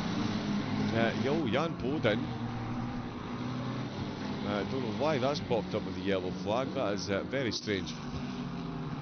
Jerome Jongen and Jus Lunden, he comes in for his final pit stop. That's going to be a lengthy one, getting that damage repaired. Eric van der Steeg taking his final pit stop, and that's him on his way. Nice bit of wheel spin to warm up the back tyres. Crowther then still in second place, and Jan Willem van der Steeg leading the way.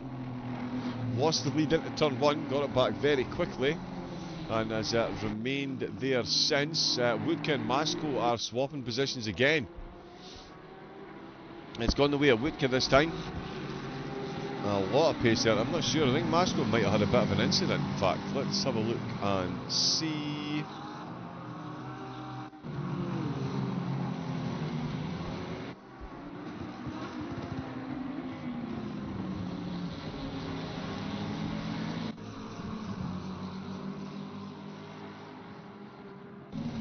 Right, so if there was, unfortunately, we missed it on the replay. It didn't pop up, which is unfortunate. He goes past Kohler, and that's a couple of cars out of sync that he's going past as well. That is the McLaren. It's not ready. Lipinenko's in the port. Osechi just running a bit deep through turn 1 again. Sky Kohler on a recovery drive as well. So too Nos, but Kohler down the position on where he started. Zabara down 8. John Bowden, sorry, in the pits for his final stop. Only David Morales and Peter Lupertz still to take their final stops. In fact, do we have anyone? No, we don't have anyone at the top still to take them. So it's just the drivers down at the back of the field. Lupertz currently running second in the M2s. I do think he's going to drop back to 4th. We'll see if De La Zeus... oh no, he's got 15 seconds to make up to Jongen, in fact. That is quite the deficit he's got to make up in the 15 minutes. I don't think he's quite a second a lap quicker. Close. He's been about 7/10 of a lap quicker. Oh no, in fact their fastest laps are only a 10th apart. It's the previous laps are 7/10, so he is quicker at this stage of the race. But it's certainly been close for the two of them so far. Bowden is still in the pit, so he's going to lose an absolute handful of time. He's going to drop right in amongst the GT4s. Morales still to pit, as I said. Himself and Lupert's the last two. The KTM driver still out, got 5 minutes left to take that pit stop. Justin De Jong got 15 minutes left to bring home a phenomenal race win. Ben Peake, who the first driver to take their mandatory stop, going for the Uber undercut. Currently, what is that, 6th in the pros he is, and it is Basteri and Mashko ahead of him. So yeah, he's got about 15 seconds to make up to get any more points in the pros. He's a fair bit ahead of Wilson. Basteri and he could well find themselves in certainly a nice little battle. Oh, Mashko! Oh, he's miles off track there. Mashko, the number 55, yellow flag and an accident. So let's see this one. Down Pilgrim's Drop.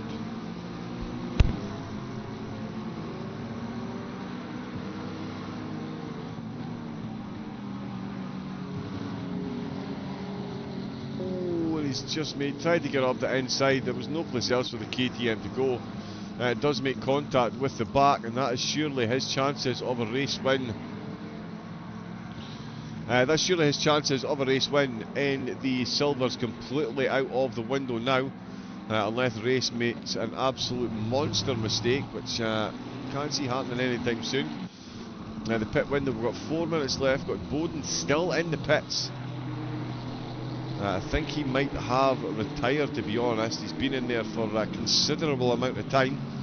Not sure he's coming back out. Morales coming in to take his pit stop. That'll be the last driver. Oh no, sorry, it's Lupertz. Lupertz is in as well. So yeah, these two, the last two, to take their mandated stops. Peak up to 8th position, so he did get past Basteri, using the BMW M2 traffic to his aid as well. That's him up to 8th overall. Basteri he's got about 7 seconds to make up to Masco, so a bit of a distance, a bit of time that Masco's got behind him, but can't be too lackadaisical with 13 minutes to go. Still another 5 laps at least to add on to the 42 the drivers have already done. Bowden, yeah, still in the pit, so I think he has retired, to be honest. I don't think he is coming back out. Let me have a look.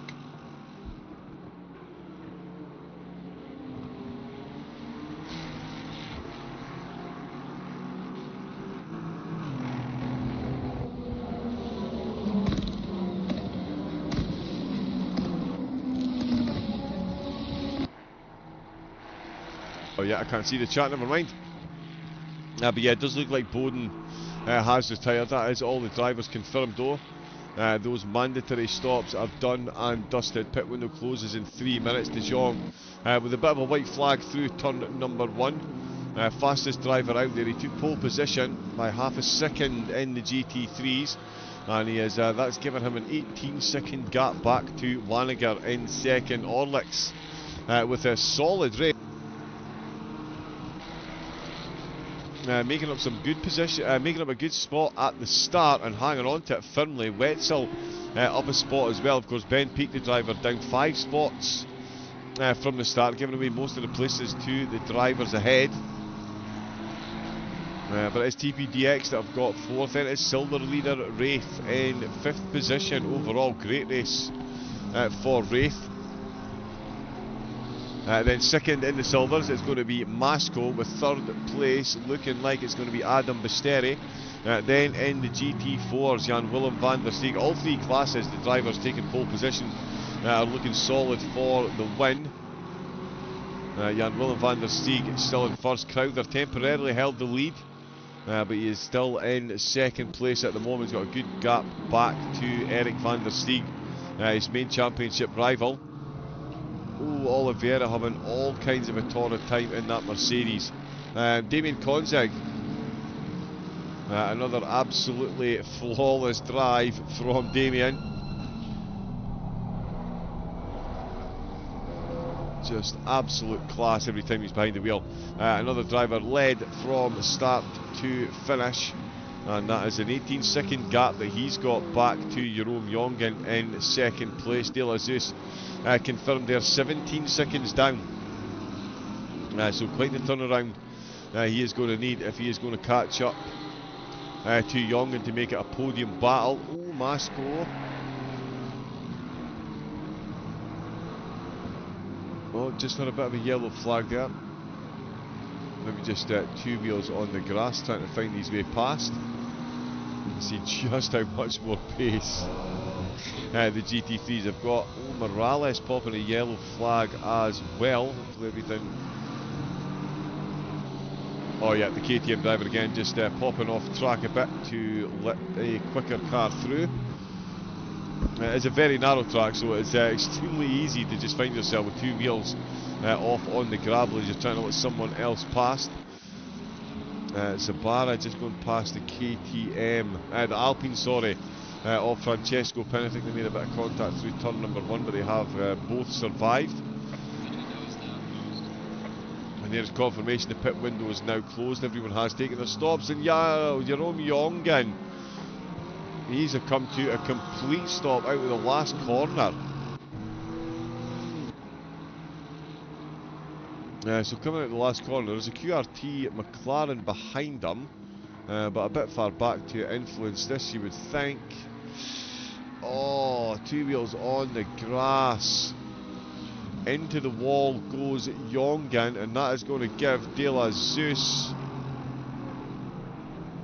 a whole lot of time shaved off there. It's down to 5 seconds now. Jongen's going to be carrying a bit of damage, and Oliveira really is struggling.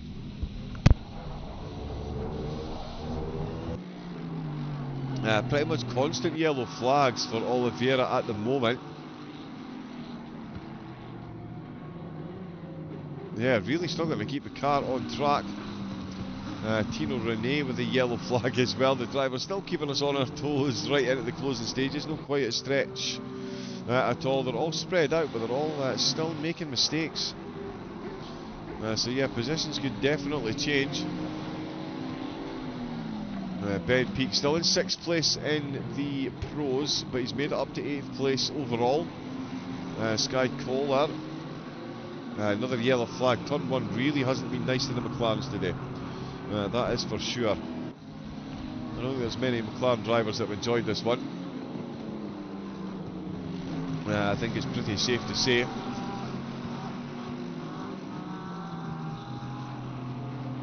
Kohler just letting the lead Mercedes of De Jong go through, so that's another lap up. De Jong on lap 46. And we've got some of the GT3s on lap 43.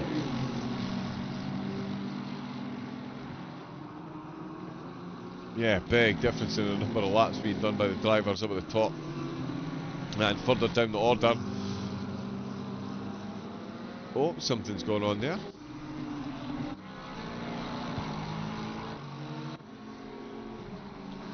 Not sure why everything is suddenly jumping up and down absolutely wildly. All the drivers do still seem to be on track. It's maybe just the lap count. Christoph Noz, oh, he is off track. So the Audi, oh, this looks like turn 1 again.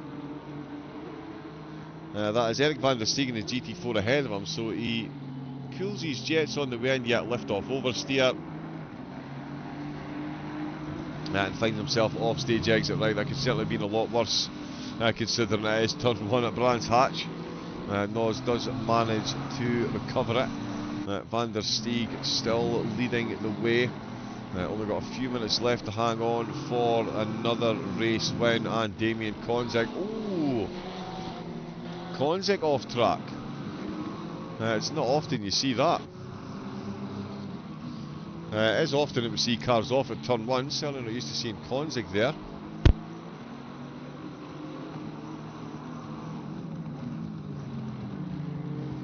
Yeah, just an uncharacteristic error there from Konzig that finds him right out off into the gravel. Shouldn't affect him too much. He does have Morales just behind him in the GT4s, the KTM. But he does still have a, what, about an 18-second gap back to Jongen?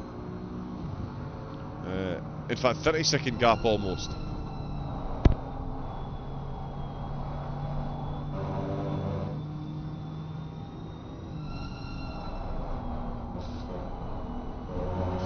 So yeah, he can absolutely afford to lose some time, but definitely don't want to do it too often.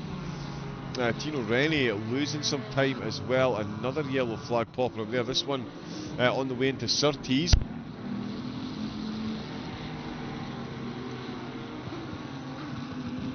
Through Graham Hill. Oh, and he's just lost the back of the car on the outside line there on the gravel.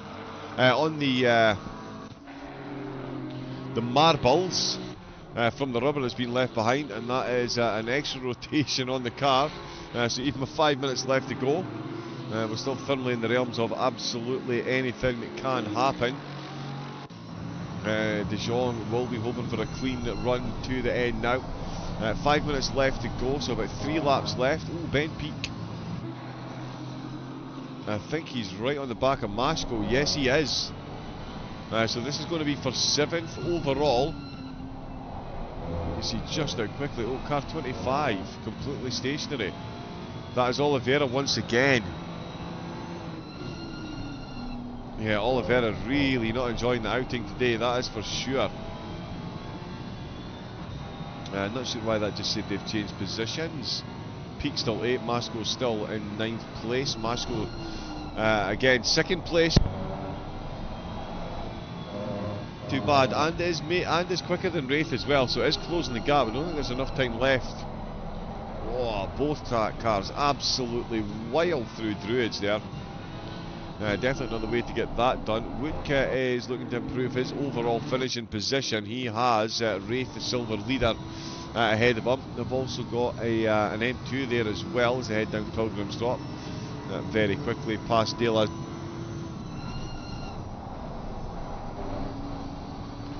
Bachansky and Renee have just swapped positions. Oh no, Renee's a fair bit down the road. I think that's just their connection causing problems. Morales has come back in the pits in the KTM. Doesn't seem to be carrying any damage, but he is back in nonetheless. Jongen still carrying a bit of damage. Horman, oh, he's stationary once again.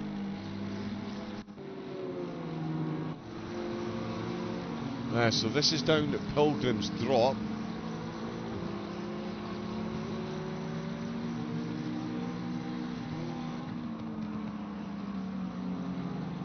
Oh my goodness me. Not entirely sure what the McLaren was expecting the M2 to do there. Absolutely nothing he could do. Sky Kohler on the back of Oliveira, whose Mercedes is looking seriously battered and bruised at the minute. He's going to struggle to bring that one home. Kohler sends it up the inside. The Mercedes definitely compromised. He's backed right out with turn number 1. Yeah, just looking to nurse that one home if he can. Eric van der Steeg just finding his way off track in turn number 1. Oh, and in turn number 2.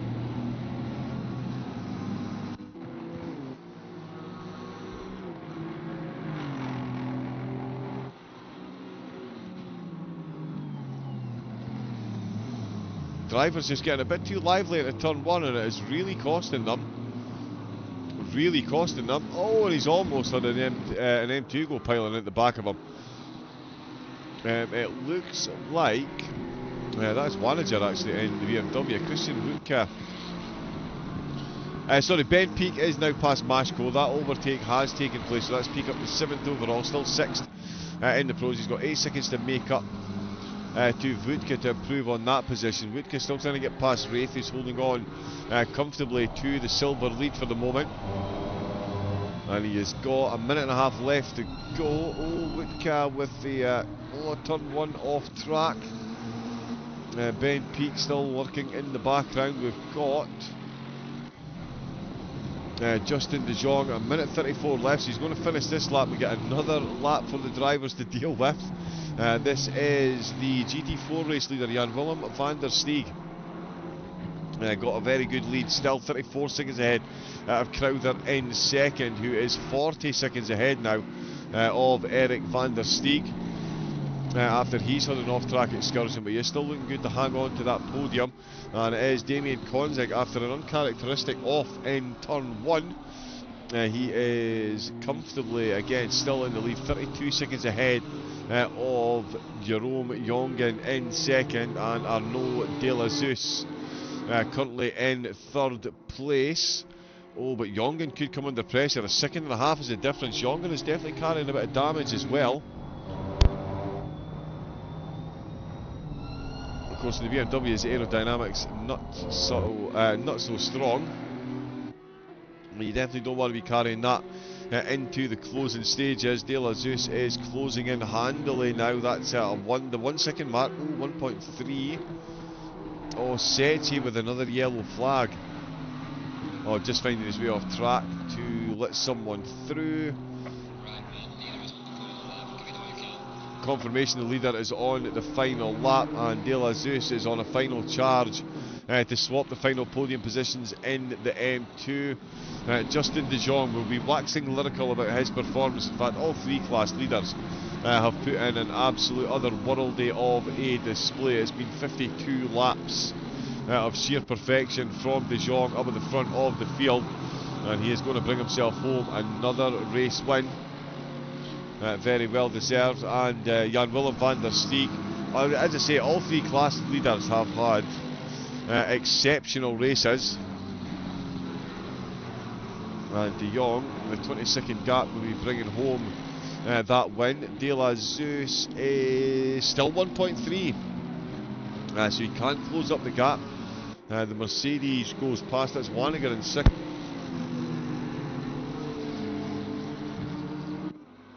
So yeah, Wanniger has gone past.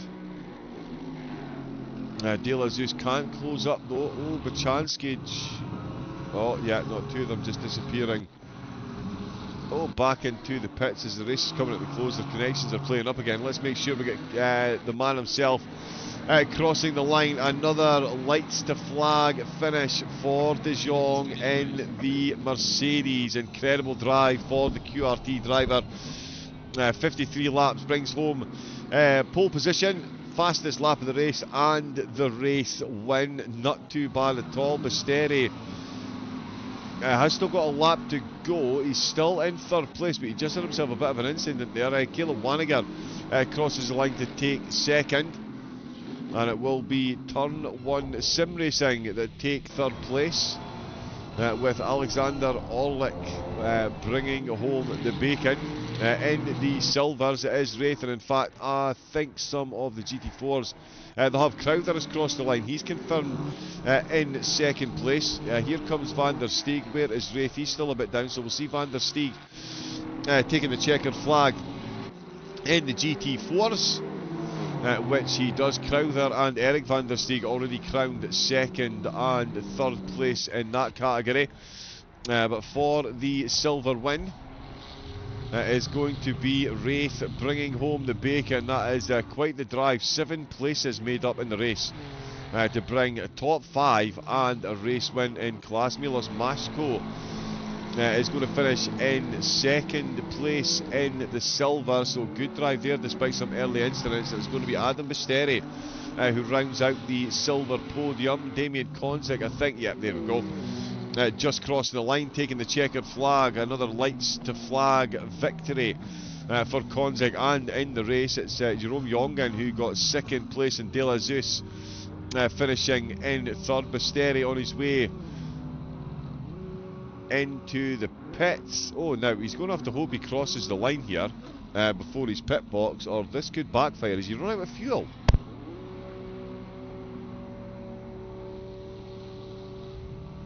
I think Basteri has run out of fuel and he's trying to nurse it. Yeah, he is. He's got no fuel. He needs to cross the line in the pit lane or he's going to get a huge penalty. A bit of a bizarre one. I wonder if he'd stayed up on track, he would have made it. There's a lot more angle. He stopped before the line. I don't think Basteri's going to get the podium finish here. He stopped short of crossing the line. He's not had the checkered flag. He's registered as in the pits because he's out of fuel. Basteri, although Litvinenko's already finished, I don't know how that works. If Basteri doesn't have enough fuel to get to the end of the race, he's not completed the race. I mean, what it does do, it gives me plenty of time to grab the replay, so that's all good, and we'll bring up the results that we do have.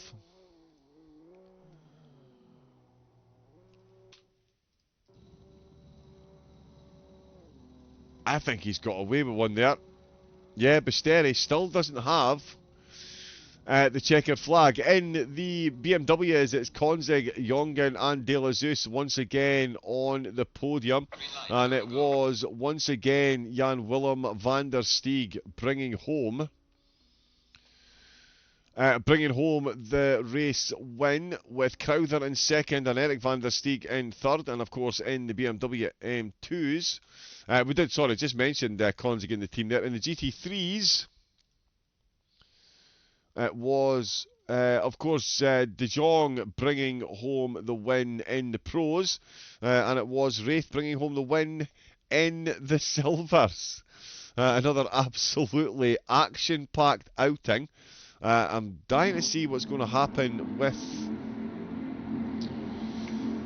Basteri. for not crossing the line. We will see if there is any bearing on the race results for that one. The only way to find out is to, of course, join the Discord group. You can do that through the QRT host page. So get yourself on to SimGrid, get signed up there, follow one of the best communities there is on SimGrid. Get yourself involved in the racing, get the Discord link, get into the chat and enjoy the community that is QRT. That was round number 3 of the QRT Turn 1 Sim Racing Multiclass Championship. It's season number 2. Monza, Imola and Brands Hatch now all firmly in the rear view mirror. We set our sights firmly on my beloved Spa next. We've got Bathurst and Watkins Glen still to come as well, so make sure you get tuned in for the rest of the season. And thank you to everyone that's given us a follow this evening. Stranger Craig likes to eat uncooked jelly off of Weetabix. Last Ninja Cow, thank you very much for joining in as well. Carlos cheering on Oliveira. We had Brogan Dyer in the chat, we had Tyson in the chat as well as Luke Sherlock, who never answered us when he's racing again, and Shilente as well. Thank you all indeed for tuning in. Rockwater, absolutely my pleasure. Justin De Jong, what a race that was, good sir. Congratulations on the Holy Trinity. Pole position, race win and fastest lap. An incredible season so far. Looking forward to seeing how it plays out for you at Spa and beyond. We will leave you with the closing highlights once again, and we will see you all. In fact, remember, the Pro Series, the QRT Series, will be back on Thursday night as well. That is Tyson Alex that will be leading you through that one, so make sure you get tuned in for that, and I'll be back next Sunday.